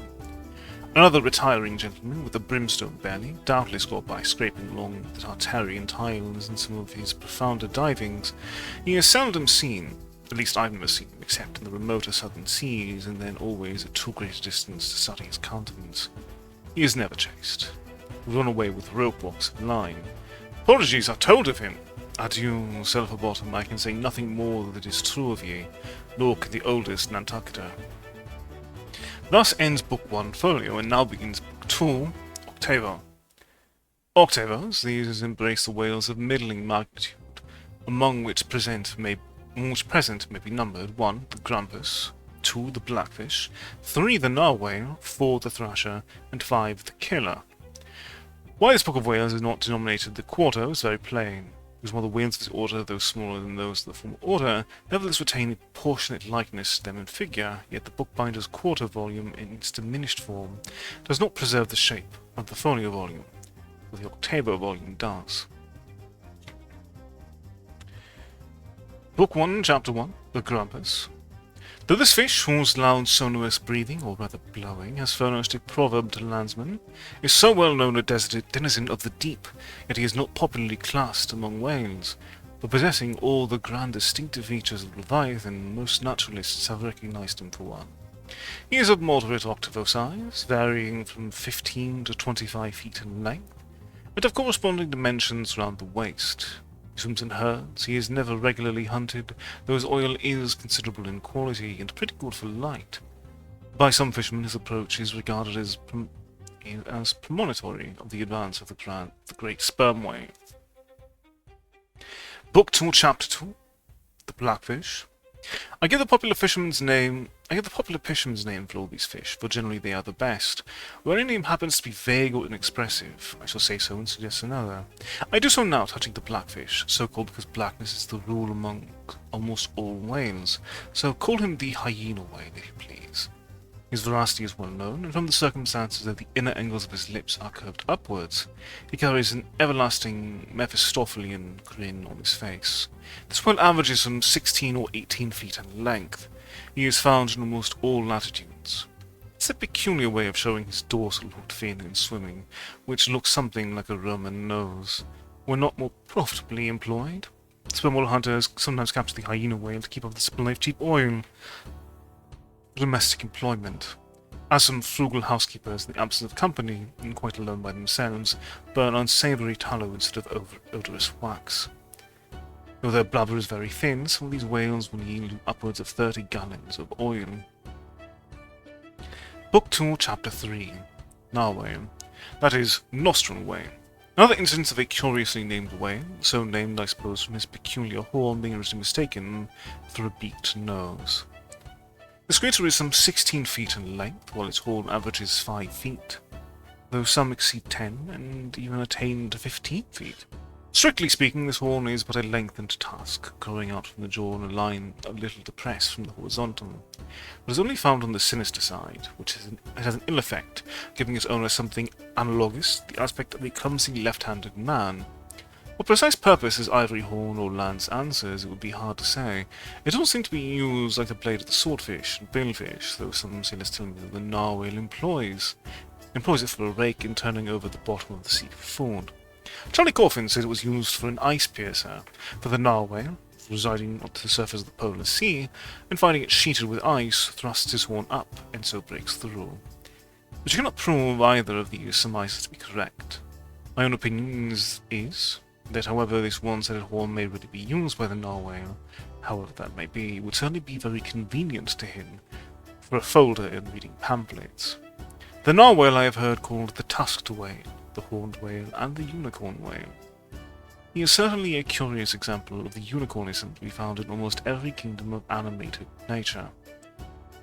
From certain cloistered old authors I have gathered that this same sea unicorn's horn was in ancient days regarded as the great antidote against poison, and as such preparations of it brought immense prices.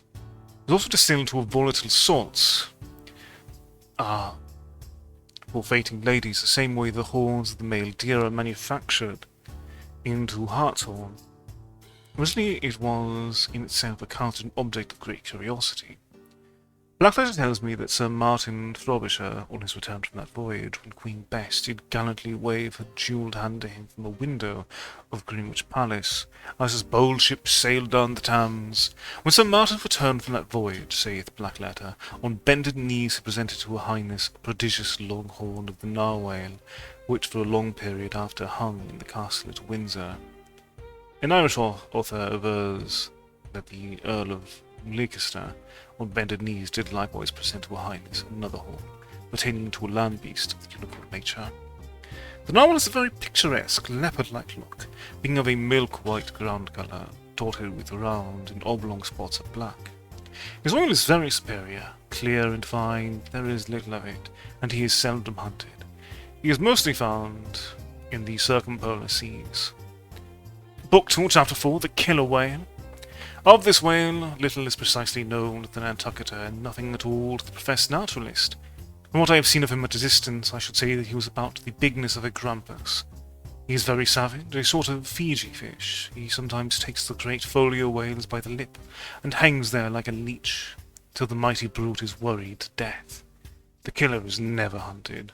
I never heard what sort of oil he has, except it might be taken to the name bestowed upon this whale on the ground of its indistinctness. For we are all killers, on land and on sea, Bonapartes and sharks included. Book 2, Chapter 5, The Thrasher. This gentleman is famous for his tail, which he uses for a ferule in thrashing his foes. He mounts the folio whale's back, and as he swims he works his passage by flogging him, as some schoolmasters get along the world by a similar process. Still less is known of the Thrasher than of the killer. Both are outlaws, even in the lawless seas. Thus ends Book 2, Octavo, and begins Book 3, Duodecimo. Duodecimos, these include smaller whales. 1. The Utsa porpoise, 2. The algerine porpoise, and 3. The mealy-mouthed porpoise. To those who have not chanced specially to study the subject, it may possibly seem strange that fishes not commonly exceeding 4 or 5 feet should be marshalled among whales, a word which, in popular sense, always conveys an idea of hugeness. The creatures set down above as duodecimos are infallibly whales by the terms of my definition of what a whale is, i.e. a spouting fish with a horizontal tail. Book 3, Chapter 1, The Utsa porpoise. This is the common porpoise found almost all over the globe. The name is of my own bestowal, for there are more than one sort of porpoises, and something must be done to distinguish them. I call him thus because he always swims in hilarious shoals, upon which the broad sea keep tossing themselves to heaven like caps in a 4th of July crowd. Their appearance is generally hailed with delight by the mariner. Full of fine spirits, they invariably come from the breezy billows to windward. They are the lands that always live before the wind. They are accounted a lucky omen. If you yourself can withstand 3 cheers at beholding these vivacious fish, then heaven help you. The spirit of godly gamesomeness is not in you. A well-fed, plump Utsa porpoise will yield you 1 good gallon of good oil. But the fine and delicate fluid extracted from its jaws is exceedingly valuable. It is in request among jewelers and watchmakers. Sailors put it on their homes. Porpoise meat is good eating, you know. It may never occur to you that a porpoise spouts. Indeed, a spout is so small that it is not very readily discernible, but next time you have a chance, watch him and you will then see the great sperm whale himself in miniature. Book 3, Chapter 2, The Algerine porpoise. A pirate. Very savage. He is only found, I think, in the Pacific. He is somewhat larger than the Utsa porpoise, but much of the same general make. Provoke him and he will buckle to a shark. I have lowered for him many times, but never yet seen him captured. Book 3, Chapter 3, The Mealy-Mouthed Porpoise. The largest kind of porpoise, and only found in the Pacific so far as it is known. The only English name by which he has hitherto been designated is that of the fishers, right whale porpoise, from the circumstance that he is chiefly found in the vicinity of that folio. In shape he differs in some degree from the Utsa porpoise, being of a less rotund and jolly girth. Indeed, he is of quite a neat and gentlemanlike figure. He has no fins on his back, most of the porpoises have. He has a lovely tail and sentimental Indian eyes of a hazel hue, but his mealy mouth spoils all. Though his entire back down to his side fins is of a deep sable, yet a boundary line, distinct as the mark in a ship's hull, called the bright waist, That line streaks him from stem to stern with two separate colours, black above and white below. The white comprises part of his head and the whole of his mouth, which makes him look as if he had just escaped from a felonious visit to a meal bag, a most mean and mealy aspect. His oil is much like that of the common porpoise. Beyond the duodecimo, the system does not proceed, inasmuch as the porpoise is the smallest of the whales. Above you have all the leviathans of note, but there are a rabble of uncertain, fugitive, half-fabulous whales which, as an American whaleman, I know by reputation, but not personally. I shall enumerate them by their forecastle appellations, for possibly such a list may be valuable to future investigators, who may complete what I have here but begun. If any of the following whalers shall hereafter be caught and marked, then he can readily be incorporated into the system according to his folio, octavo, or duodecimo magnitude. The bottlenose whale, the junk whale, the pudding-headed whale, the cape whale, the leading whale, the cannon whale, the scrag whale, the coppered whale, the elephant whale, the iceberg whale, the quag whale, the blue whale, etc. From Icelandic, Dutch, and Old English authorities there may be quoted other lists of uncertain whales, blessed with all manner of uncouth names, but I omit them, as altogether obsolete, and can hardly help suspecting them from mere sounds full of leviathanism, but signifying nothing. Finally, it was stated at the outset the system would not be here and at once perfected. You cannot but plainly see that I have kept my word, but I now leave my setological system standing thus unfinished, even as the great cathedral of Cologne was left, with cranes still standing upon the top of the uncompleted tower. The small erections may be finished by their first architects, grand ones, true ones, ever leave the copestone to posterity. God help me from ever completing anything. This whole book is but a draught, nay, but the draught of a draught. Oh, time, strength, cash, and patience.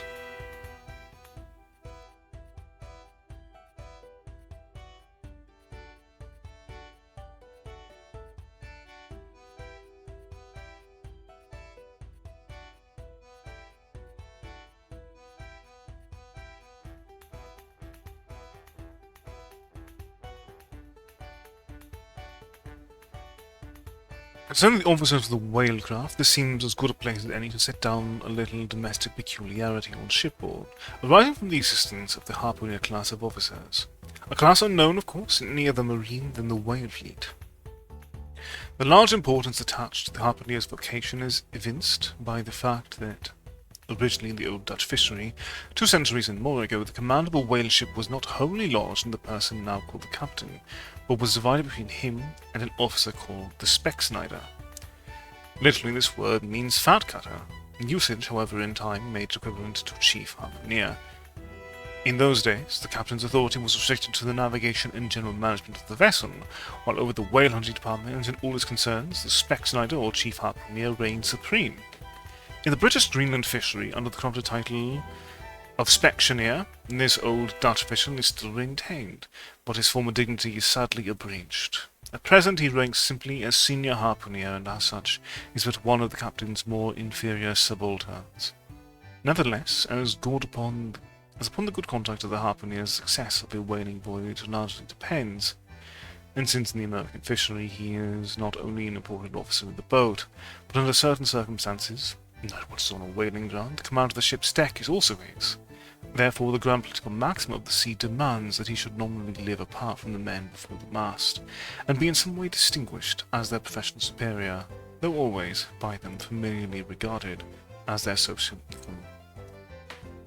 Now, the grand distinction drawn between the officer and man at sea is this: the first lives aft, the last forward. Hence, in whale ships and merchantmen alike, the mates have their quarters with the captain, and so too, in most American whalers, the harpooneers are lodged in the after part of the ship. That is to say, they take their meals in the captain's cabin and sleep in a place directly communicating with it. Though the long period of a southern whaling voyage, by far the longest of all voyages now ever made by man, the peculiar perils of it, and the community of interest prevailing among company, all of whom, high or low, depend for their profits not upon fixed wages, but upon their common luck, together with their common vigilance, intrepidity and hard work, though all these things do in some cases tend to beget a less rigorous discipline than in merchantmen generally. Yet, never mind how much like an old Mesopotamian family these whalemen may, in some primitive instances, live together. For all that, punctilious externals, at least of the quarterdeck, are seldom materially relaxed, and in no instance done away. Indeed, many other Nantucket ships in which you will see the skipper parading his quarterdeck, with an elated grandeur not surpassed in any military navy, nay, extorting almost as much outward homage as if he wore the imperial purple, and not the shabbiest of pilot cloth. And though of all men the moody captain of the Pequod was the least given to that sort of shallowest assumption, and though the only homage he ever exacted was implicit, instantaneous obedience, though he required no man to remove the shoes from his feet ere stepping upon the quarterdeck, and though there were times when, owing to peculiar circumstances connected with events hereafter to be detailed, he addressed them in unusual terms, whether of condescension or in terrorem, or otherwise, yet even Captain Ahab was by no means unobservant of the paramount forms and usages of the sea. Nor perhaps will it fail to be eventually perceived that behind those forms and usages, as it were, he sometimes masked himself, incidentally making use of them for other and more private ends than they were legitimately intended to subserve. That certain sultanism of his brain, which had otherwise in a good degree remained unmanifested, through those forms that same sultanism became incarnate in an irresistible dictatorship. For be a man's intellectual superiority what it will, it can never assume the practical, available supremacy over other men without the aid of some sort of external arts and entrenchments, always, in themselves, more or less paltry and base. This it is that forever keeps God's true princes of the empire from the world's hustings, and leaves the highest honours that this air can give to those men who become famous more through their infinite inferiority to the choice hidden handful of the divine inert, than through their undoubted superiority over the dead level of the mass.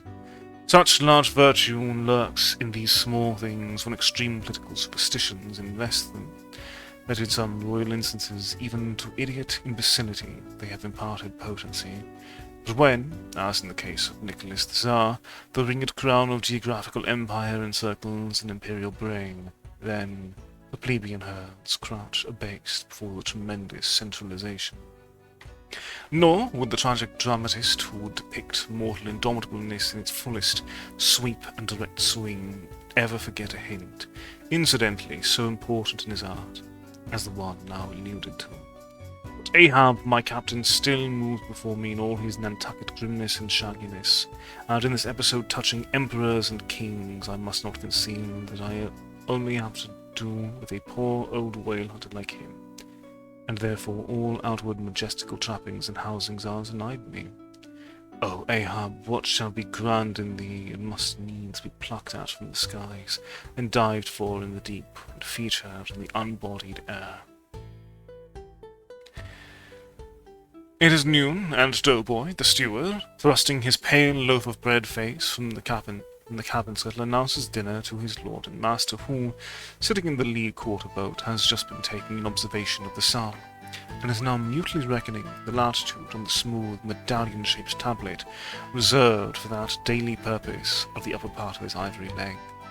From his complete inattention to the tidings, you would think that moody Ahab had not heard his meaning. Presently, catching hold of the mizen shrouds, he swings himself to the deck, and in an even, unexhilarated voice saying, "Dinner, Mr. Starbuck," disappears into the cabin. When the last echo of his sultan's step has died away, and Starbuck, the first emir, has every reason to suppose that he is seated, then Starbuck rouses from his quietude, takes a few turns along the planks, and, after a grave peep into the binnacle, says, with some touch of pleasantness, "Dinner, Mr. Stump," and descends the scuttle.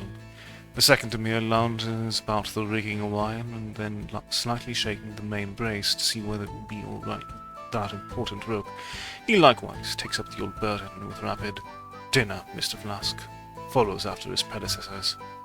But the third emir, now seeing himself all alone on the quarterdeck, seems to feel relieved from some curious restraint, for, tipping all sorts of knowledge winks in all sorts of directions and kicking off his shoes, he strikes into a sharp but noiseless squall of a hornpipe right over the Grand Turk's head, and then, by a dexterous slide, pitching his cap up into the mizzen top for a shelf, he goes down rollicking so far at least he remains visible from the deck, reversing all other processions by bringing up the rear with music. But ere stepping into the cabin doorway below, he pauses, ships a new face altogether, and then, independent, hilarious little Flask enters King Ahab's presence in the character of Objectus, or the slave. He is not the least among the strange things bred by the intense artificialness of sea usages, that while in the open air of the deck some officers will, upon provocation, bear themselves boldly and defyingly enough towards their commander, yet, 10 to 1, let those very officers the next moment go down to their customary dinner in that same commander's cabin, and straightway their inoffensive, not to say deprecatory and humble air towards him, as he sits at the head of the table. This is marvellous, sometimes most comical. Wherefore this difference? Problem? Perhaps not. To have been Belshazzar, king of Babylon, and to have been Belshazzar not haughtily but courteously, therein certainly must have been some touch of mundane grandeur. But he who in the rightly regal and intelligent spirit presides over his own private dinner table of invited guests, that man's unchallenged power and dominion of individual influence for the time, that man's royalty of state transcends Belshazzar's. But Belshazzar was not the greatest. Who has but once dined his friend, has tasted what it is to be Caesar, it is a witchery of social czarship, which there is no withstanding. Now, if for this consideration if you sup around the official supremacy of a shipmaster, then, by inference, you will derive the cause of that peculiarity of sea life just mentioned. Over his ivory inlaid table, Ahab presided like a mute, maned sea lion on the white coral beach, surrounded by his warlike but still deferential couples. In his own proper turn, each officer waited to be served. They were as little children before Ahab, and yet, in Ahab there seemed not to lurk the smallest social arrogance. With one mind, their intent eyes all fastened upon the old man's knife, as he carved the chief dish before him. I don't suppose that for the world they would have profaned that moment with the slightest observation, even upon so neutral a topic as the weather. No. And when reaching out his knife and fork, between which the slice of beef was locked, Ahab thereby motioned Starbuck's plate towards him. The mate received his meat as though receiving alms, and cut it tenderly, and little started if, perchance, the knife grazed against the plate and chewed it noiselessly, and swallowed it, not without circumspection. For, like the coronation banquet at Frankfurt, where the German emperor profoundly dines with 7 imperial electors, so these cabin meals were somehow solemn meals, eaten in awful silence, and yet, at table old Ahab forbade not conversation. Only he himself was dumb. What a relief it was to choking stump when a rat made a sudden racket in the hold below, and poor little Flask, he was the youngest son and little boy of this weary family party. His were the shin bones of the sailing beef. His would have been the drumsticks. The Flask to have presumed to have himself. This must have seemed to him tantamount to larceny in the first degree, had he helped himself at that table. Doubtless, never more would he have been able to hold his head up in this honest world. Nevertheless, strange to say, Ahab never forbade him, and had Flask helped himself, the chances were Ahab had never so much as noticed it. Least of all did Flask presume to help himself to butter. Whether he thought the owners of the ship denied it to him on account of its clotting his clear, sunny complexion, or whether he deemed that, on so long a voyage in such marketless waters, butter was at a premium, and therefore was not for him, big subaltern, however it was, Flask, alas, was a butterless man. Another thing. Flask was the last person down at the dinner. Flask was the first man up. Consider, for hereby Flask's dinner was badly jammed in point of time. Starbuck and Stubb both had the start of him, and yet they also had the privilege of lounging in the rear. If Stubb, even, who was but a peg higher than Flask, happens to have but a small appetite and soon shows symptoms of concluding his repast, then Flask must bestir himself. He will not get more than 3 mouthfuls that day, for it is against holy usage for Stubb to precede Flask to the deck. Therefore it was that Flask once admitted in private, ever since he had arisen to the dignity of an officer, In that moment he had never known what it was to be otherwise than hungry, more or less. What he ate did not so much relieve his hunger as keep it immortal in him. Peace and satisfaction, thought Flask, have forever departed from my stomach. I am an officer, but how I wish I could fish a bit of old-fashioned beef from the forecastle, as I used to when I was before the mast. There's the fruits of promotion now, there's the vanity of glory, there's the insanity of life. Besides, if it were so that any mere sailor of the Pequod had a grudge against Flask in Flask's official capacity, all that sailor had to do, in order to obtain ample vengeance, was to go after dinner time and get a peep at Flask through the cabin skylight, sitting silly and dumbfounded before awful Ahab. Now, Ahab and his three mates formed what may be called the first table in the Pequod's cabin. After their departure, taking place in inverted order to their arrival, the canvas cloth was cleared, or rather was restored to some hurried order by the pallid steward, and then the three harpooneers were bidden to the feast, they being his residuary legatees. They made a sort of temporary servants' hall of the high and mighty cabin. In strange contrast to the hardly tolerable constraint and nameless invisible domineerings of the captain's table, was the entire carefree license and ease, the most frantic democracy of those inferior fellows the harpooneers, while their masters, the mates, seemed afraid of the sound of the hinges of their own jaws. The harpooneers stewed their food with such a relish that there was a rapport to it. They dined like lords, they filled their bellies like Indian ships all day loading with spices. Such portentous appetites had Queequeg and Tashtigo that to fill out the vacancies made by the previous repast, often the pale doughboy was fain to bring on a great baron of salt junk, seemingly quarried out of the solid ox. And if he were not lively about it, if he did not go with a nimble hop, skip, and jump, then Tashtigo had an ungentlemanly way of accelerating him by darting a fork at his back, harpoon-wise. And once Dagu, seized with a sudden humour, assisted Doughboy's memory by snatching him up bodily, and thrusting his head into a great, empty wooden trencher, while Tashtigo, knife in hand, began laying out the circle preliminary to scalping him. He was naturally a very nervous, shuddering sort of little fellow.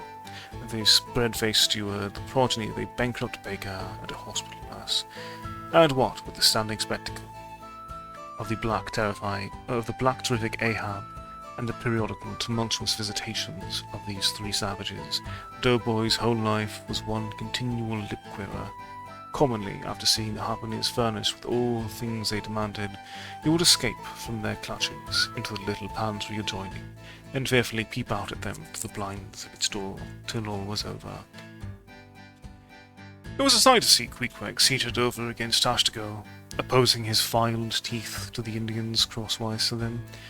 Dagu, seated on the floor for a bench, would have brought his hearse-plumed head to the low car lines, at every motion his colossal limbs making the low cabin framework to shake, as when an African elephant goes passenger in a ship. But for all this, the great black man was wonderfully abstemious, not to say dainty.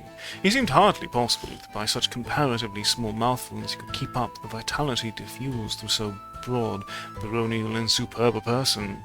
But doubtless this noble savage fed strong and drank deep of the abounding element of air, and through his dilated nostrils snuffed even the sublime life of the words. Not by beef or by bread are giants made or nourished. But Queequeg, he had a mortal, barbaric smack of the lip in eating. An ugly sound enough, so much so that the trembling doughboy almost looked to see whether any marks of teeth lurked in his own lean arms. And when he would hear Tashtigo singing out for him to produce himself, that his bones might be picked, the simple-witted steward all but shattered the crockery hanging round him in the pantry by sudden fits of the palsy. Nor did the whetstone which the harpooneers carried in their pockets for their lances and other weapons, and with which whetstones at dinner they would ostentatiously sharpen their knives, that grating sound did not at all tend to tranquilize poor Doughboy. How could he forget that in his island days Queequeg, for one, must certainly have been guilty of some murderous, convivial indiscretions? Alas, Doughboy, hard fares the white waiter who waits upon cannibals. Not a napkin should he carry on his arm, but a buckler. In good time, though, to his great delight, 3 saucy warriors would rise and depart, To his credulous, fable-mongering ears, all their martial bones jingling in them at every step, like boorish scimitars and scabbards. But though these barbarians died in the cabin and normally lived there, still, being anything but sedentary in their habits, they were scarcely ever in it except at mealtimes, and just before sleeping time, when they passed through it to their own peculiar quarters. In this one matter, Ahab seems no exception to most American whale captains who, as a set, rather incline to the opinion that by rights the ship's cabin belongs to them, and that it is by courtesy alone that anybody else is at any time permitted there, so that, in real truth, the mates and harpooneers of the Pequod might more properly be said to have lived out of the cabin than in it. But when they did enter it, it was something as a street door enters a house. Turning inwards for a moment, only to be turned out to the next, and as a permanent thing residing in the open air. Nor did they lose much hereby. In the cabin was no companionship. Socially, Ahab was inaccessible. Though normally included in the census of Christendom, he was still an alien to it. He lived in the world as the last of the grizzly bears lived and settled in Missouri. And as when spring and summer had departed, that wild bloken of the woods, burying himself in the hollow of a tree, lived out the winter there, sucking his own paws, so in his inclement, howling old age, Ahab's soul shut up in the caved trunk of his body, bare-fed upon the sullen paws of its gloom.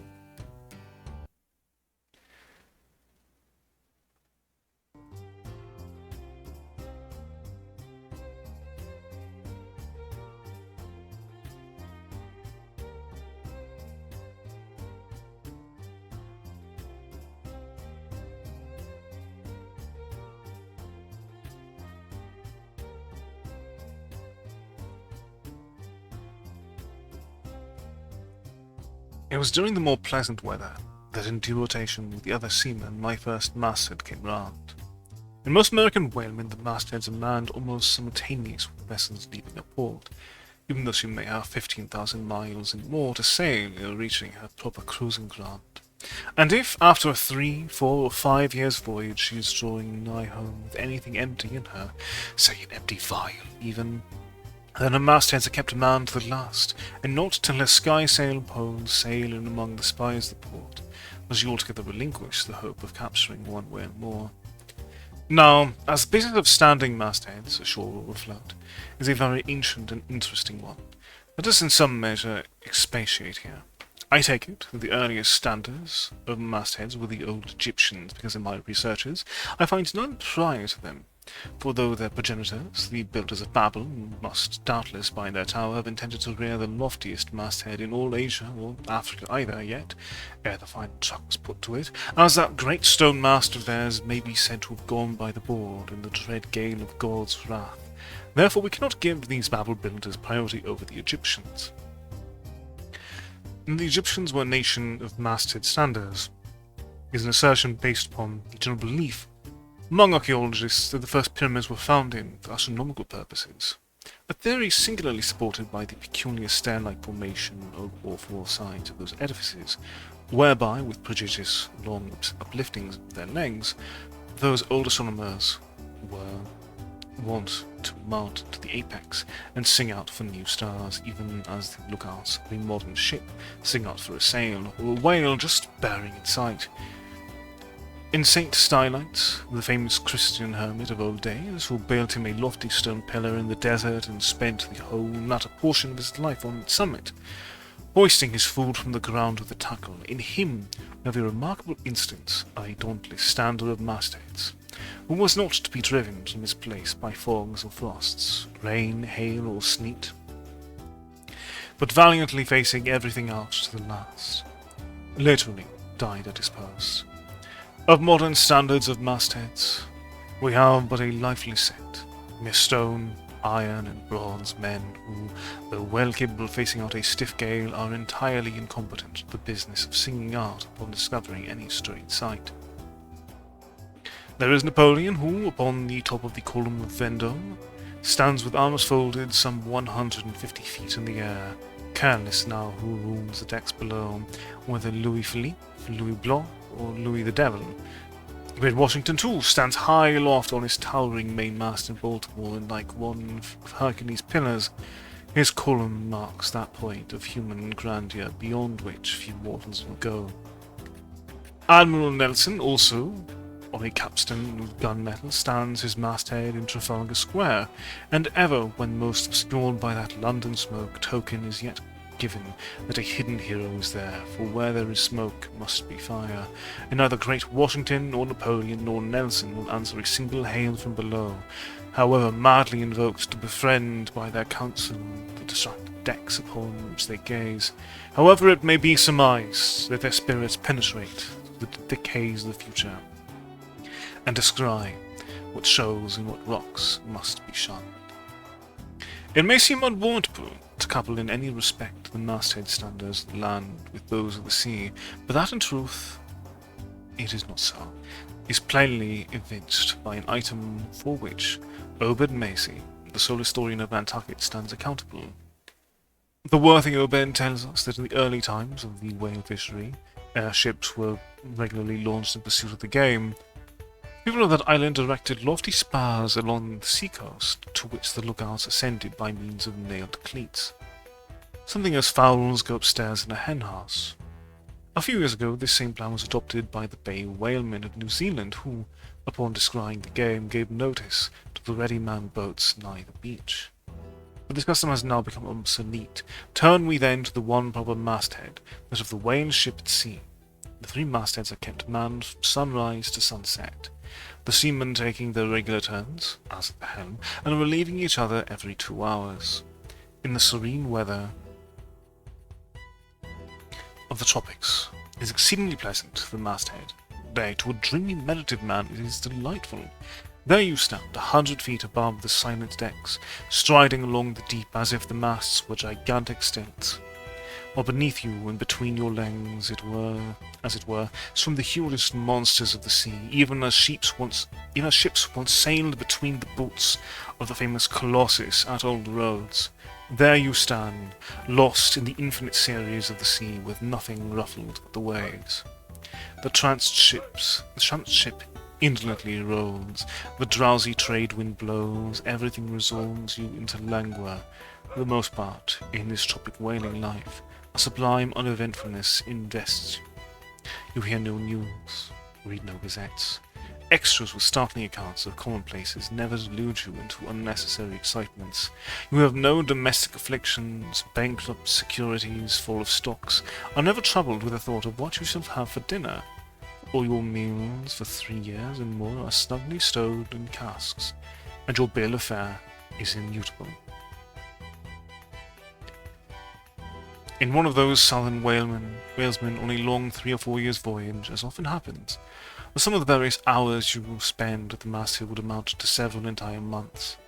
It is much to be deplored the place to which you devote so considerable a portion of the whole term of your natural life should be so sadly destitute of anything approaching to a cosy inhabitedness, or adapted to breed a comfortable localness of feeling, such as pertains to a bed, a hammock, a hearse, a sentry box, a pulpit, a coat, or any other of those small and snug contrivances in which men temporarily isolate themselves. Your most usual point of perch is the head of the gallant mast, where you stand upon 2 thin parallel sticks, almost peculiar to whalemen, called gallant cross-trees. Here, tossed about by the sea, the beginner feels about as cosy as he would standing on a bull's horns. To be sure, in cold weather you may carry your house aloft with you, in the shape of a watchcoat. Properly speaking, the thickest watchcoat is no more of a house than the unclad body. For as the soul is glued inside of its fleshy tabernacle, it cannot freely move about in it, nor even move out of it without running great risk of perishing, like an ignorant pilgrim crossing the snowy Alps in winter.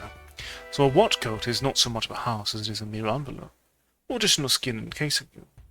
You cannot put a shelf or chest of drawers in your body, and no more can you make a convenient closet for your watchcoat. Concerning all this, it is much to be deplored that the mastheads of a southern whale ship are unprovided with those enviable little tents or pulpits called crow's nests, in which the lookouts of a Greenland whaler are protected from the inclement weather of the frozen seas. In the fireside narrative of Captain Sleet entitled A Voyage Among the Icebergs, In Quest of the Greenland Whale, and incidentally, the rediscovery of the lost Icelandic colonies about Greenland. In this admirable volume, all standards of mastheads are furnished with a charmingly circumstantial account of the then recently invented crow's nest of the glacier. It was the name of Captain Sleet's good craft. He called it the Sleet's crow's nest, in honour of himself, he being the original inventor and patentee, and free from all ridiculous false delicacy, and holding that if we call our own children after our own names, we fathers being the original inventors and patentees, so likewise should we denominate after ourselves any other apparatus we may beget. In shape, the Sleet's crow's nest is something like a large tierce or pipe. It is open above, however, where it is furnished with a movable side screen to keep a windward of your head in a hard gale. Being fixed on the summit of the mast, you ascend into it, a little trap hatch in the bottom. On the after side, or side next to the stern of the ship, it is a comfortable seat, with a locker underneath for umbrellas, comforters, and coats. In front is a leather rack in which to keep your speaking trumpet, pipe, telescope, and other nautical conveniences. When Captain Sleet in person stood... Captain Sleet in person stood his masthead in this crow's nest of his. He tells us that he always had a rifle with him, also fixed in the rack, together with a powder flask and shot for the purpose of popping off the stray narwhals or vagrant sea unicorns infesting these waters, but you cannot successfully shoot at them from the deck owing to the resistance of the water, but to shoot down upon them is a very different thing. Now, it was plainly labour of love for Captain Sleet to describe, as he does, all the little detailed conveniences of his crow's nest, but though he so enlarges upon many of these, and though he treats us to a very scientific account of his experiments in this crow's nest, with a small compass he kept there for the purpose of counteracting the errors resulting from what is called the local attraction of all binnacle magnets, an error ascribable to the horizontal vicinity of the iron in the ship's planks, and in the glacier's case, perhaps, to there being so many broken down blacksmiths among the crew.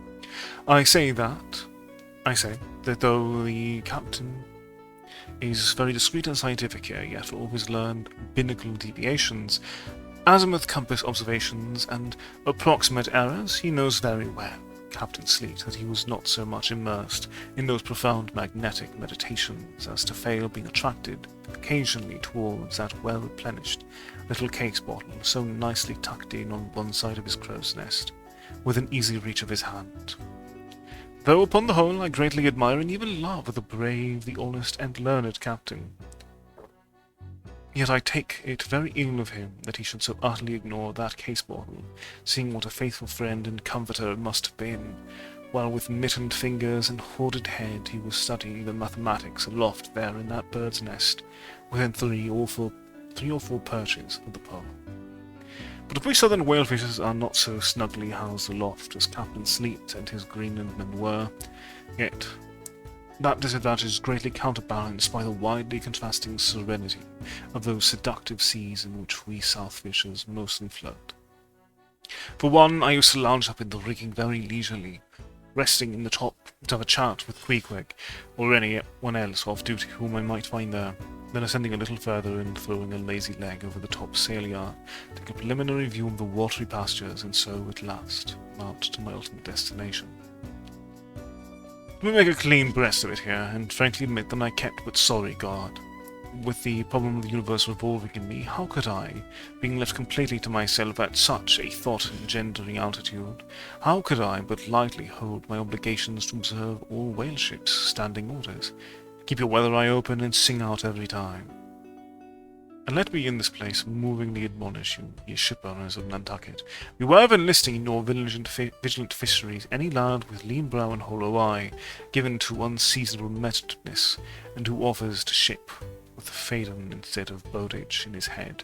Beware of such an one, I say. Your whales must be seen before they can be killed, and this sunken-eyed young platonist will tow you 10 weeks round the world, and never make you 1 pint of sperm the richer. Nor in these monotons nor in these munitions at all unneeded, for nowadays the whale fishery furnishes an asylum for many romantic, melancholy, and absent-minded young men, disgusted with the carking cares of earth, and seeking sentiment in tar and blubber. Childe Harold not unfrequently perched himself upon the masthead of some luckless, disappointed whale ship, and in moody phrase ejaculates, "Roll on, thou deep and dark blue ocean, roll. 10,000 blubber hunters sweep over thee in vain."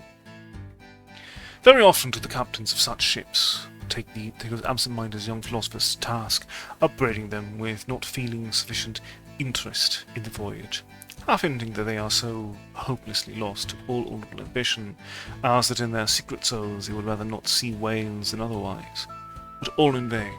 Those young Platonists have a notion that their vision is imperfect, they are short-sighted. What use, then? To strain the visual nerve. They have left their opera glasses at home. "Why, thou monkey," said Harpooner to one of these lads, "we've been cruising now hard upon 3 years, and thou hast not raised a whale yet. Where's the scarce as hen's teeth whenever thou art up here?" Perhaps they were, or perhaps they might have been shoals of them in far horizon, but lulled into such opium-like listlessness, of vacant, unconscious reverie, is this absent-minded youth, by the bleeding cadence of waves with thoughts, that at last he loses his identity, takes the mystic ocean at his feet for the visible image of that deep, blue, bottomless soul, pervading mankind and nature, and every strange, half-seen, gliding, beautiful thing that eludes him, every dimly discovered uprising feeling of some undiscernible form, seems to him the embodiment of those elusive thoughts that only people in the soul by continually flitting through it. In this enchanted mood, thy spirit ebbs away to whence it came, becomes diffused through time and space, like Cranmer's sprinkled pantheistic ashes, forming at last a part of every shore the round globe over. There is no life in thee now, except the rocking life imparted by a gently rolling ship, by her, borrowed from the sea, by the sea, from the inscrutable tides of God. For while this sleep, this dream is on ye, move your foot or hand an inch, slip your hold at all, and your identity comes back in horror. Over Descartian vortices you hover, and perhaps, at midday, in the fairest weather, with one half-throttled shriek, you drop through that transparent air into the summer sea, no more to rise forever. Heed it well, ye pantheists. Enter Ahab, then all. It was not a great while after the affair of the pipe that one morning shortly after breakfast, Ahab, as was his wont, ascended the cabin gangway to the deck. There most sea captains usually walk at that hour as country gentlemen, after the same meal, take a few turns at the garden. Soon his steady ivory stride was heard, as to and fro he paced his old rounds upon planks so familiar to his tread that they were all over-dented, like geological stones with the peculiar mark of his walk. Did you fixedly gaze, too, upon that ribbed and dented brow, there also you would see still stranger footprints, the footprints of his one unsleeping, ever-pacing thought. But on the occasion in question, those dents looked deeper, even as his nervous step that morning left a deeper mark, and so full of his thought was Ahab that at every uniform turn that he made, now at the mainmast and now at the binnacle, you would almost see that thought turn in him as he turned, and pace in him as he paced, so completely possessing him, indeed, that it all seemed the inward mould of every outer movement. "Do you mark him, Flask?" whispered Stam. "The chick that's in him. Pecks the shell. 'Twill soon be out." The hours wore on, Ahab now shut up within his cabin, Anon pacing the deck, with the same intense bigotry of purpose in his aspect. It drew near the close of day. Suddenly he came to a halt by the bulwarks, and inserting his bone leg into the auger hole there, and with one hand grasping a shroud, he ordered Starbuck to send everybody aft. "Sir," said the mate, astonished at not a seldom or never given on shipboard except as an extraordinary case. "Send everybody aft," repeated Ahab. "Masthead's there. Come down." When the entire ship's company were assembled and with curious and not wholly unapprehensive faces were eyeing him, for he looked not unlike the weather horizon when a storm is coming up, Ahab, after rapidly glancing over the bulwarks, and then darting his eyes among the crew, started from his standpoint, and as though not a soul were nigh him, resumed his heavy turns upon the deck. With bent head and half-slouched hat he continued to pace, unmindful of the wandering, whispering among the men, till Stubb cautiously whispered to Flask that Ahab must have summoned them there for the purpose of witnessing a pedestrian feat. But this did not last long. Vehemently pausing, he cried, "What do you do when you see a whale, men?" "Sing out for him," was the impulsive rejoinder from a score of clubbed voices. "Good!" cried Ahab, with a wild approval in his tones, observing the hearty animation to which his unexpected question had so magnetically thrown them. "And what do you next, men?" "Lower away and after him." "And what tune is it ye pull to, men?" "A dead whale or a stove-boat?" More and more strangely and fiercely glad and approving grew the countenance of the old man at every shout, while the mariners began to gaze curiously at each other, as if marvelling how it was that they themselves became so excited at such seemingly purposeless questions. But they were all eagerness again, as Ahab, now half revolving in his pivot line, with one hand reaching high up a shroud and tightly, almost convulsively grasping it, addressed them thus: "All ye mastheaders must have before now heard me give orders about a white whale. Look ye, do you see this Spanish ounce of gold? Look a broad, bright coin to the sky. It is a $16 piece, men. Do you see it? Mr. Starbuck, hand me yon topmaul." While the mate was getting the hammer, Ahab, without speaking, was slowly rubbing the gold piece against the skirts of his jacket, as if to heighten its lustre, and without using any words, was meanwhile lowly humming to himself, producing a sound so strangely muffled and inarticulate that it seemed the mechanical humming of the wheels of his vitality in him. Receiving the topmaul from Starbuck, he advanced towards the mainmast, with the hammer uplifted in one hand, exhibiting the gold with the other, and with a high raised voice exclaiming, "Whosoever of you raises me a white-headed whale with a wrinkled brow and a crooked jaw, whosoever of you raises me that white-headed whale with 3 holes punctured in his starboard fluke, look ye, whosoever of you raises me that same white whale shall have this gold ounce, my boys." "Huzzah! Huzzah!" cried the seamen, as with swinging tarpaulins they hailed the act of nailing the gold to the mast. "It's a white whale, I say," resumed Ahab as he threw down the topmaul. "A white whale. Skin your eyes for him, men, and look sharp for white water. If you see but a bubble, sing out." All this while Tashtago, Dago, and Queequeg had looked on with even more intense interest and surprise than the rest. At the mention of the wrinkled brow and crooked jaw, they had started as if each was separately touched by some specific recollection. "Captain Ahab," said Tashtago, "that white whale must be the same one that some call Moby Dick." "Moby Dick?" shouted Ahab. "Do you know the white whale then, Tash?" "Does he find her a little curious, sir, before he goes down?" said the gay-headed deliberately. "He has a curious spout, too," said Dago. "Very bushy, even for a parmacetti, and mighty quick, Captain Ahab." "Do you have 1, 2, 3... oh, good many iron in him hide, too, Captain," said Queequeg disjointedly. All twiskety, betwisk like him, faltering hard for a word, and screwing his hand round and round as though uncorking a bottle. Like him... "Corkscrew!" cried Ahab. "Aye, Queequeg, the harpoons lie all twisted and wrenched in him, aye. Dago, his spout is a big one, like the whole shock of wheat, and white as a pile of our Nantucket wool after the great annual sheep-shearing, aye. Tashtago, and he fanned hens like a split jib in a squall. Death and devils, men! It is Moby Dick you've seen. Moby Dick. Moby Dick." "Captain Ahab," said Starbuck, who, with Stubborn Flask, had thus far been eyeing his spirit with increasing surprise, but at last seemed struck with a thought which somewhat explained all the wonder. "Captain Ahab, I've heard of Moby Dick. It was not Moby Dick that took off thy leg?" "Who told thee that?" cried Ahab, then pausing. "Aye, Starbuck, aye.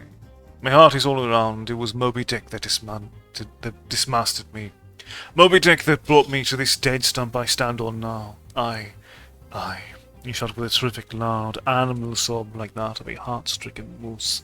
Aye, aye, it was that accursed white whale that raised me, made a poor pegging lubber of me forever and a day.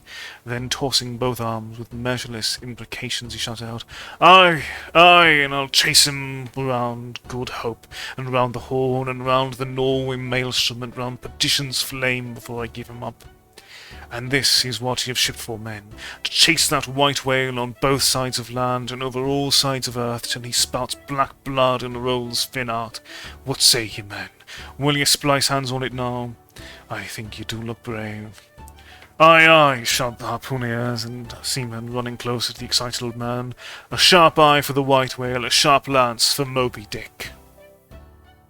God bless ye. He seemed to half sob and half shout. God bless ye, men. Steward, go draw the great measure of grog. But what's this long face about, Mr. Starbuck? Wilt thou not chase the white whale? Art not game for Moby Dick? I am game for his crooked jaw, and for the jaws of death too, Captain Ahab, if it fairly comes in the way of the business we follow. But I came here to hunt whales, not my commander's vengeance. How many barrels will thy vengeance yield thee, even if thou gettest it, Captain Ahab? It will not fetch thee much in our Nantucket market. Nantucket market, hoot! But come closer, Starbuck, thou requirest a little lower layer. If money's to be the measure of man, and the accountants have compared their great counting house to the globe, by girdling it with guineas, 1 to 3 every part of an inch, then let me tell thee, my vengeance will fetch a great premium here! He smites his chest, whispered Stum. What's that for? Methinks it rings most vast but hollow. Vengeance on a dumb brute, cried Starbuck, that simply smote thee from blindest instinct. Madness! To be enraged with a dumb thing, Captain Ahab, seems blasphemous. Hark ye yet again, the little lower layer. All visible objects, man, are but pasteboard masks, but in each event in the living act, the undoubted deed, there some unknown but still reasoning thing puts forth the mouldings of its features from behind the unreasoning mask. If man will strike, strike through the mask. How can the prisoner reach outside except by thrusting through the wall? To me, the white wave is that wall, shoved near to me. Sometimes I think there's naught beyond, but 'tis enough. He tasks me, he heaps me. I see in him outrageous strength, with an inscrutable malice sinnowing it. That inscrutable thing's chiefly what I hate. And be the white whale agent, or be the white whale principal, I will wreak that hate upon him. Talk not to me of blasphemy, man. I'd strike the sun if it insulted me. But what could the sun do that, then? But could the sun do that, then could I the other? Then could I do the other, since there is ever a sort of fair play herein, jealousy presiding over all creations. But not my master man is even that fair play. Who's over me? Truth hath no confines. Take off thine eye, more intolerable than fiends' glarings as a doltish stare. So, thou reddenest and palest, my heat has melted thee to anger glow. But look ye, Starbuck, what is said in heat, that thing unsays itself. There are men from whom warm words are small indignity. I meant not to incense thee. Let go. Look. See yonder Turkish cheeks of spotted torn, living and breathing pictures painted by the sun. The pagan leopards, the unrecking and the unworshipping things that live and seek and give no reasons for the torrid life they feel. The crew, man, the crew. Are they not one and all with Ahab in this manner of the whale? See, Stump, he laughs. See yonder Chilean, he snorts to think of it. Stand up amid the general hurricane, thy one-tossed sapling cannot, Starbuck. And what is it? Reckon it. 'Tis but to help strike a fin, no wondrous feat for Starbuck. What is it? From this one poor hunt, then, the best lance out of all Nantucket. Surely he will not hang back when every foremast hand has clutched a whetstone? Ah, constraining seize thee, I see. The billows lift thee. Speak, but speak. Aye, I silence then. That voices thee. Something shot from my dilated nostrils. He has inhaled it in his lungs. Starbuck now is mine, cannot oppose me now without rebellion. God keep me, keep us all, murmured Starbuck, lowly. But in his joy at the enchanted, tacit acquiescence of the mate, Ahab did not hear his foreboding invocation, nor yet the low laugh from the hold, nor yet the presaging vibrations of the wind in the cordage, nor yet the hollow flap of the sails against the masks, as for a moment their hearts sank in, for again Starbuck's downcast eyes lighted up with the stubbornness of life. The subterranean laugh died away. The winds blew on, the sails filled out, the ship heaved and rolled as before. Ye admonitions and warnings, why stay ye when ye not come? But rather are ye predictions than warnings, ye shadows, yet not so much predictions from without as verifications of the foregoing things within. For with little external to constrain us, the innermost necessities in our being, these still drive us on. The measure! The measure! Cried Ahab. Receiving the brimming pewter and turning to the harpooneers, he ordered them to produce their weapons. Then ranging them before him near the capstan, with their harpoons in their hands, while his three mates stood at his side with their lances, the rest of the ship's company formed a circle around the group. He stood for an instant, searchingly eyeing every man of his crew. Those wild eyes met his, as the bloodshot eyes of the prairie wolves meet the eye of their leader, ere he rushes on at their head on the trail of the bison, but alas, only to fall into the hint-snare of the Indian. Drink and pass, he cried, handing the heavy charged flagon to the nearest seaman. The crew alone now drink. Round with it, round. Short draughts, long swallows, men. 'Tis hot as Satan's hoof. So it goes round excellently. It spiralizes in ye, forks out at the serpent-snapping eye. Well done, almost drained. The way it went, that way it went, this way it comes. Hand it me. Here's a hollow. Men, you seem the air, so brimming in life is gulped and gone. Steward, refill. Attend now, my braves, I have mustered you all round this capstan, and ye mates, flank me with your lances, and ye harpooneers, stand there with your irons, and ye stout mariners, ring me in, that I may in some sort revive a noble custom of my fisherman fathers before me. O men, you will yet see that. Ha, boy, come back. Bad pennies come not sooner. Hand it me. Why now this pewter had run brimming again? Wert not thou Saint Vitus impt? Away, thou egg. Advance, ye mates. Cross your lances full before me. Well done. Let me touch the axis. So, saying, with extended arm, he grasped the three level, radiating lances at their cross-center.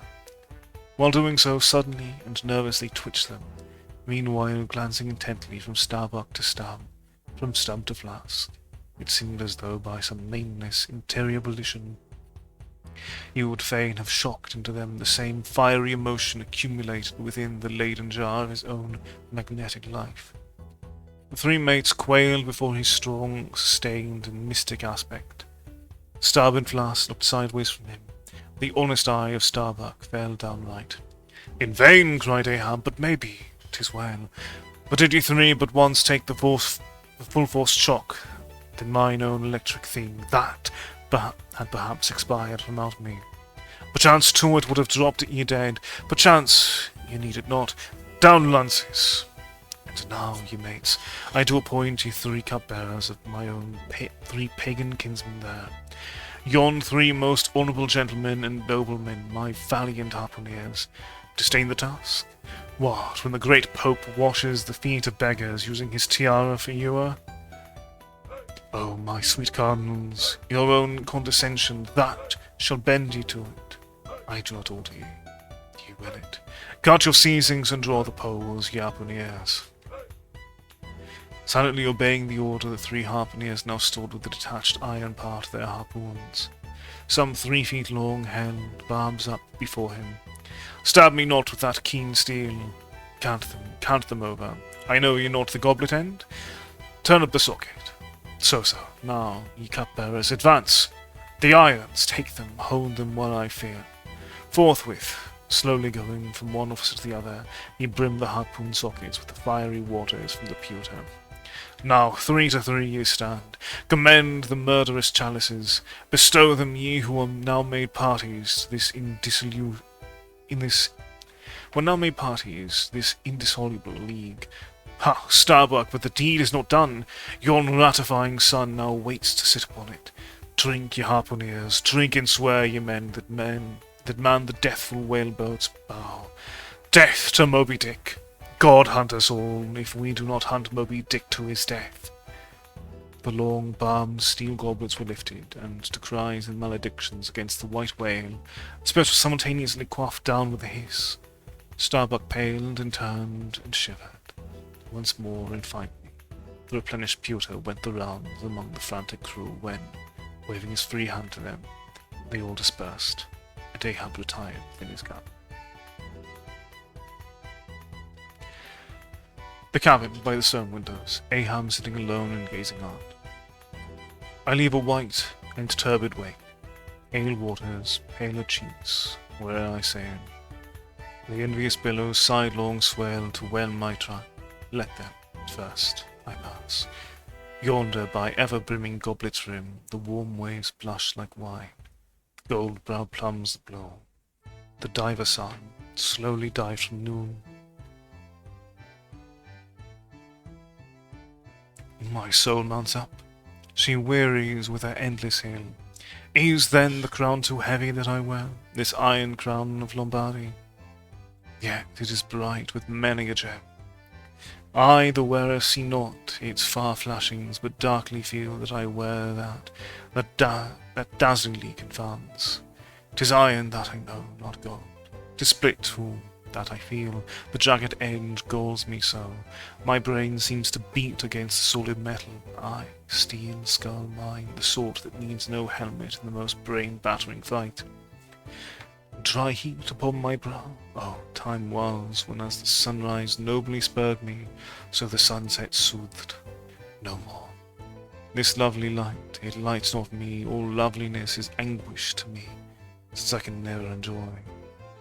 Gifted with the high perception, I lack the low enjoying power. Damned most subtly and most malignantly, damned in the midst of paradise. Good night, good night. Waving his hand, he moves from the window. 'Twas not so hard a task, I thought, to find one stubborn, the least, but my one-cogged circle fits into all their various wheels, and they revolve. Or, if you will, like so many anthills of powder, they all stand before me, and I their match. O heart, that to fire others, the match itself must needs be wasting. What I've dared, I've willed, and what I've willed, I'll do. They think me mad, Starbuck does, but I'm demonic.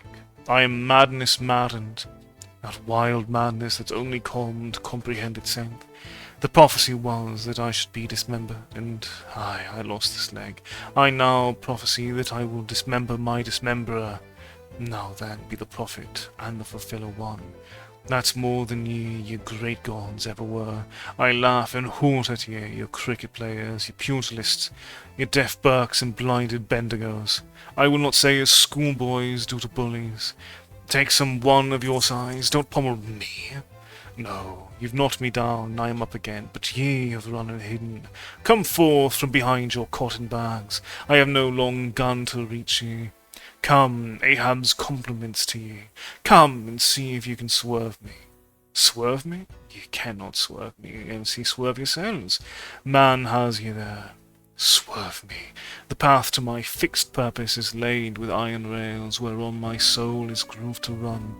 Over unsounded gorges, through the rifled hearts of mountains, under torrents' bends, unerringly I rush. Not's an obstacle, not's an angle to the iron way.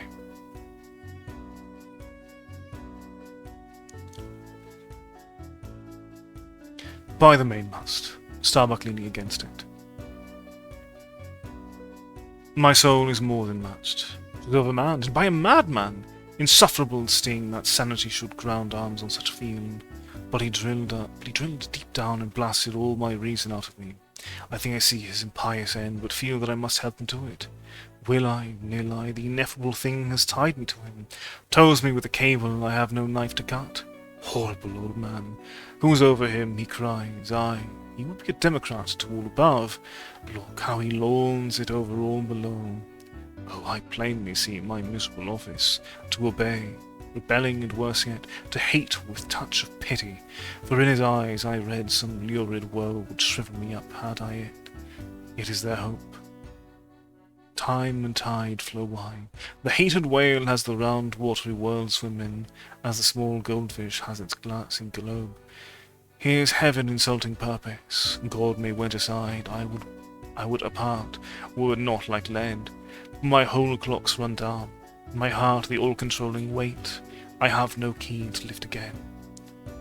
Burst of revelry from the forecastle. Oh God, to sail with such a heathen crew that have small touch of human mothers in them. Whelped somewhere in the sharkish sea, the white whale is their demigorgon. Hark the infernal orgies, that revelry is forward. Mark the unfaltering silence aft. Methinks it pictures life. Foremost, the sparkling sea shoots on the gay and bantering bow, but only to drag dark Ahab after it, where he brooms within his sternward cabin, builded over the dead water of the wake, and further on, hunted by its wolfish gurglings. The long howl thrills me through. Peace, ye revellers, and set the watch. Oh, life, 'tis in an hour like this, with soul beat down and held to knowledge, as wild, untutored things are forced to feed. Oh, life, 'tis now that I do feel the latent horror in thee, but 'tis not me, that horror is out of me, and with the soft feeling of the human in me, yet will I try to fight ye, you grim, phantom futures. Stand by me, hold me, bind me, oh, ye blessed influences. And thus, ladies and gentlemen, is where our tale for tonight will end.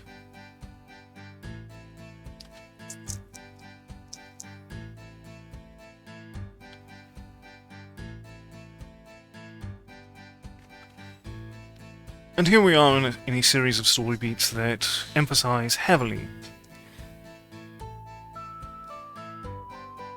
the ideas of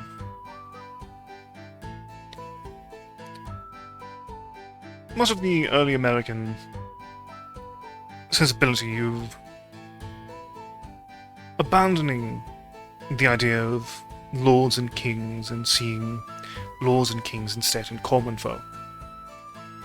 The foundations of the concept of meritocracy, of holding people to the degrees of their achievement, whether faulty or otherwise.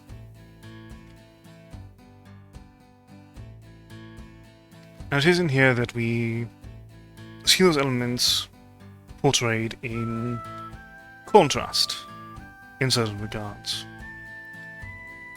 For we have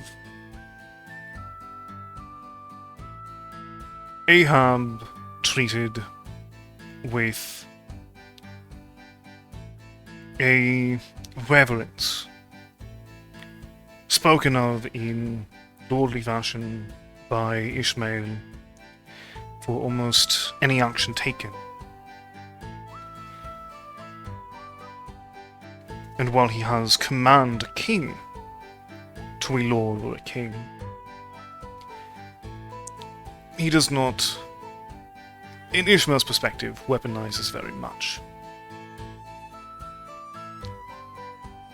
And similarly, that finding that lordliness in common folk, we also see the comparison of our harpooneers compared in terms of the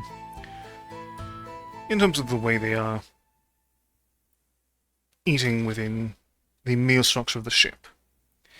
Though, of course, this particular comparison is not painted nearly in the same positive light, at least not within its particular verbiage.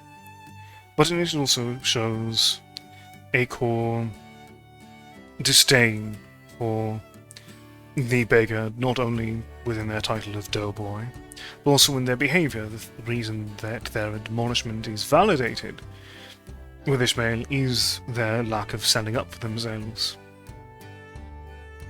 They are portrayed as a coward in contrast to the lordly harpooneers.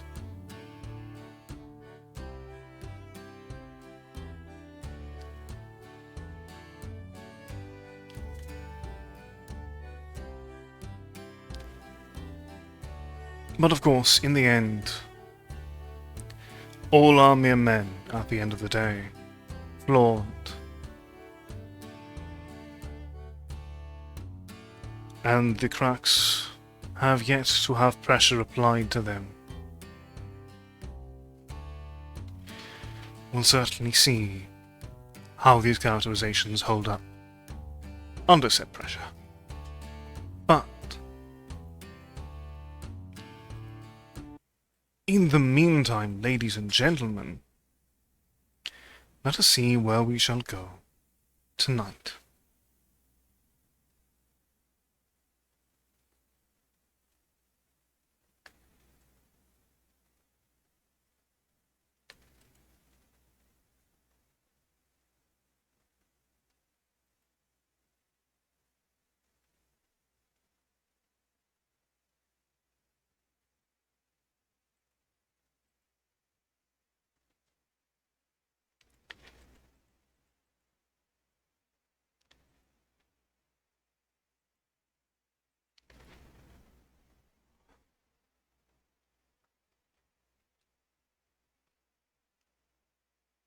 I'll probably leave you here for the night, but please do enjoy the remainder of your evening.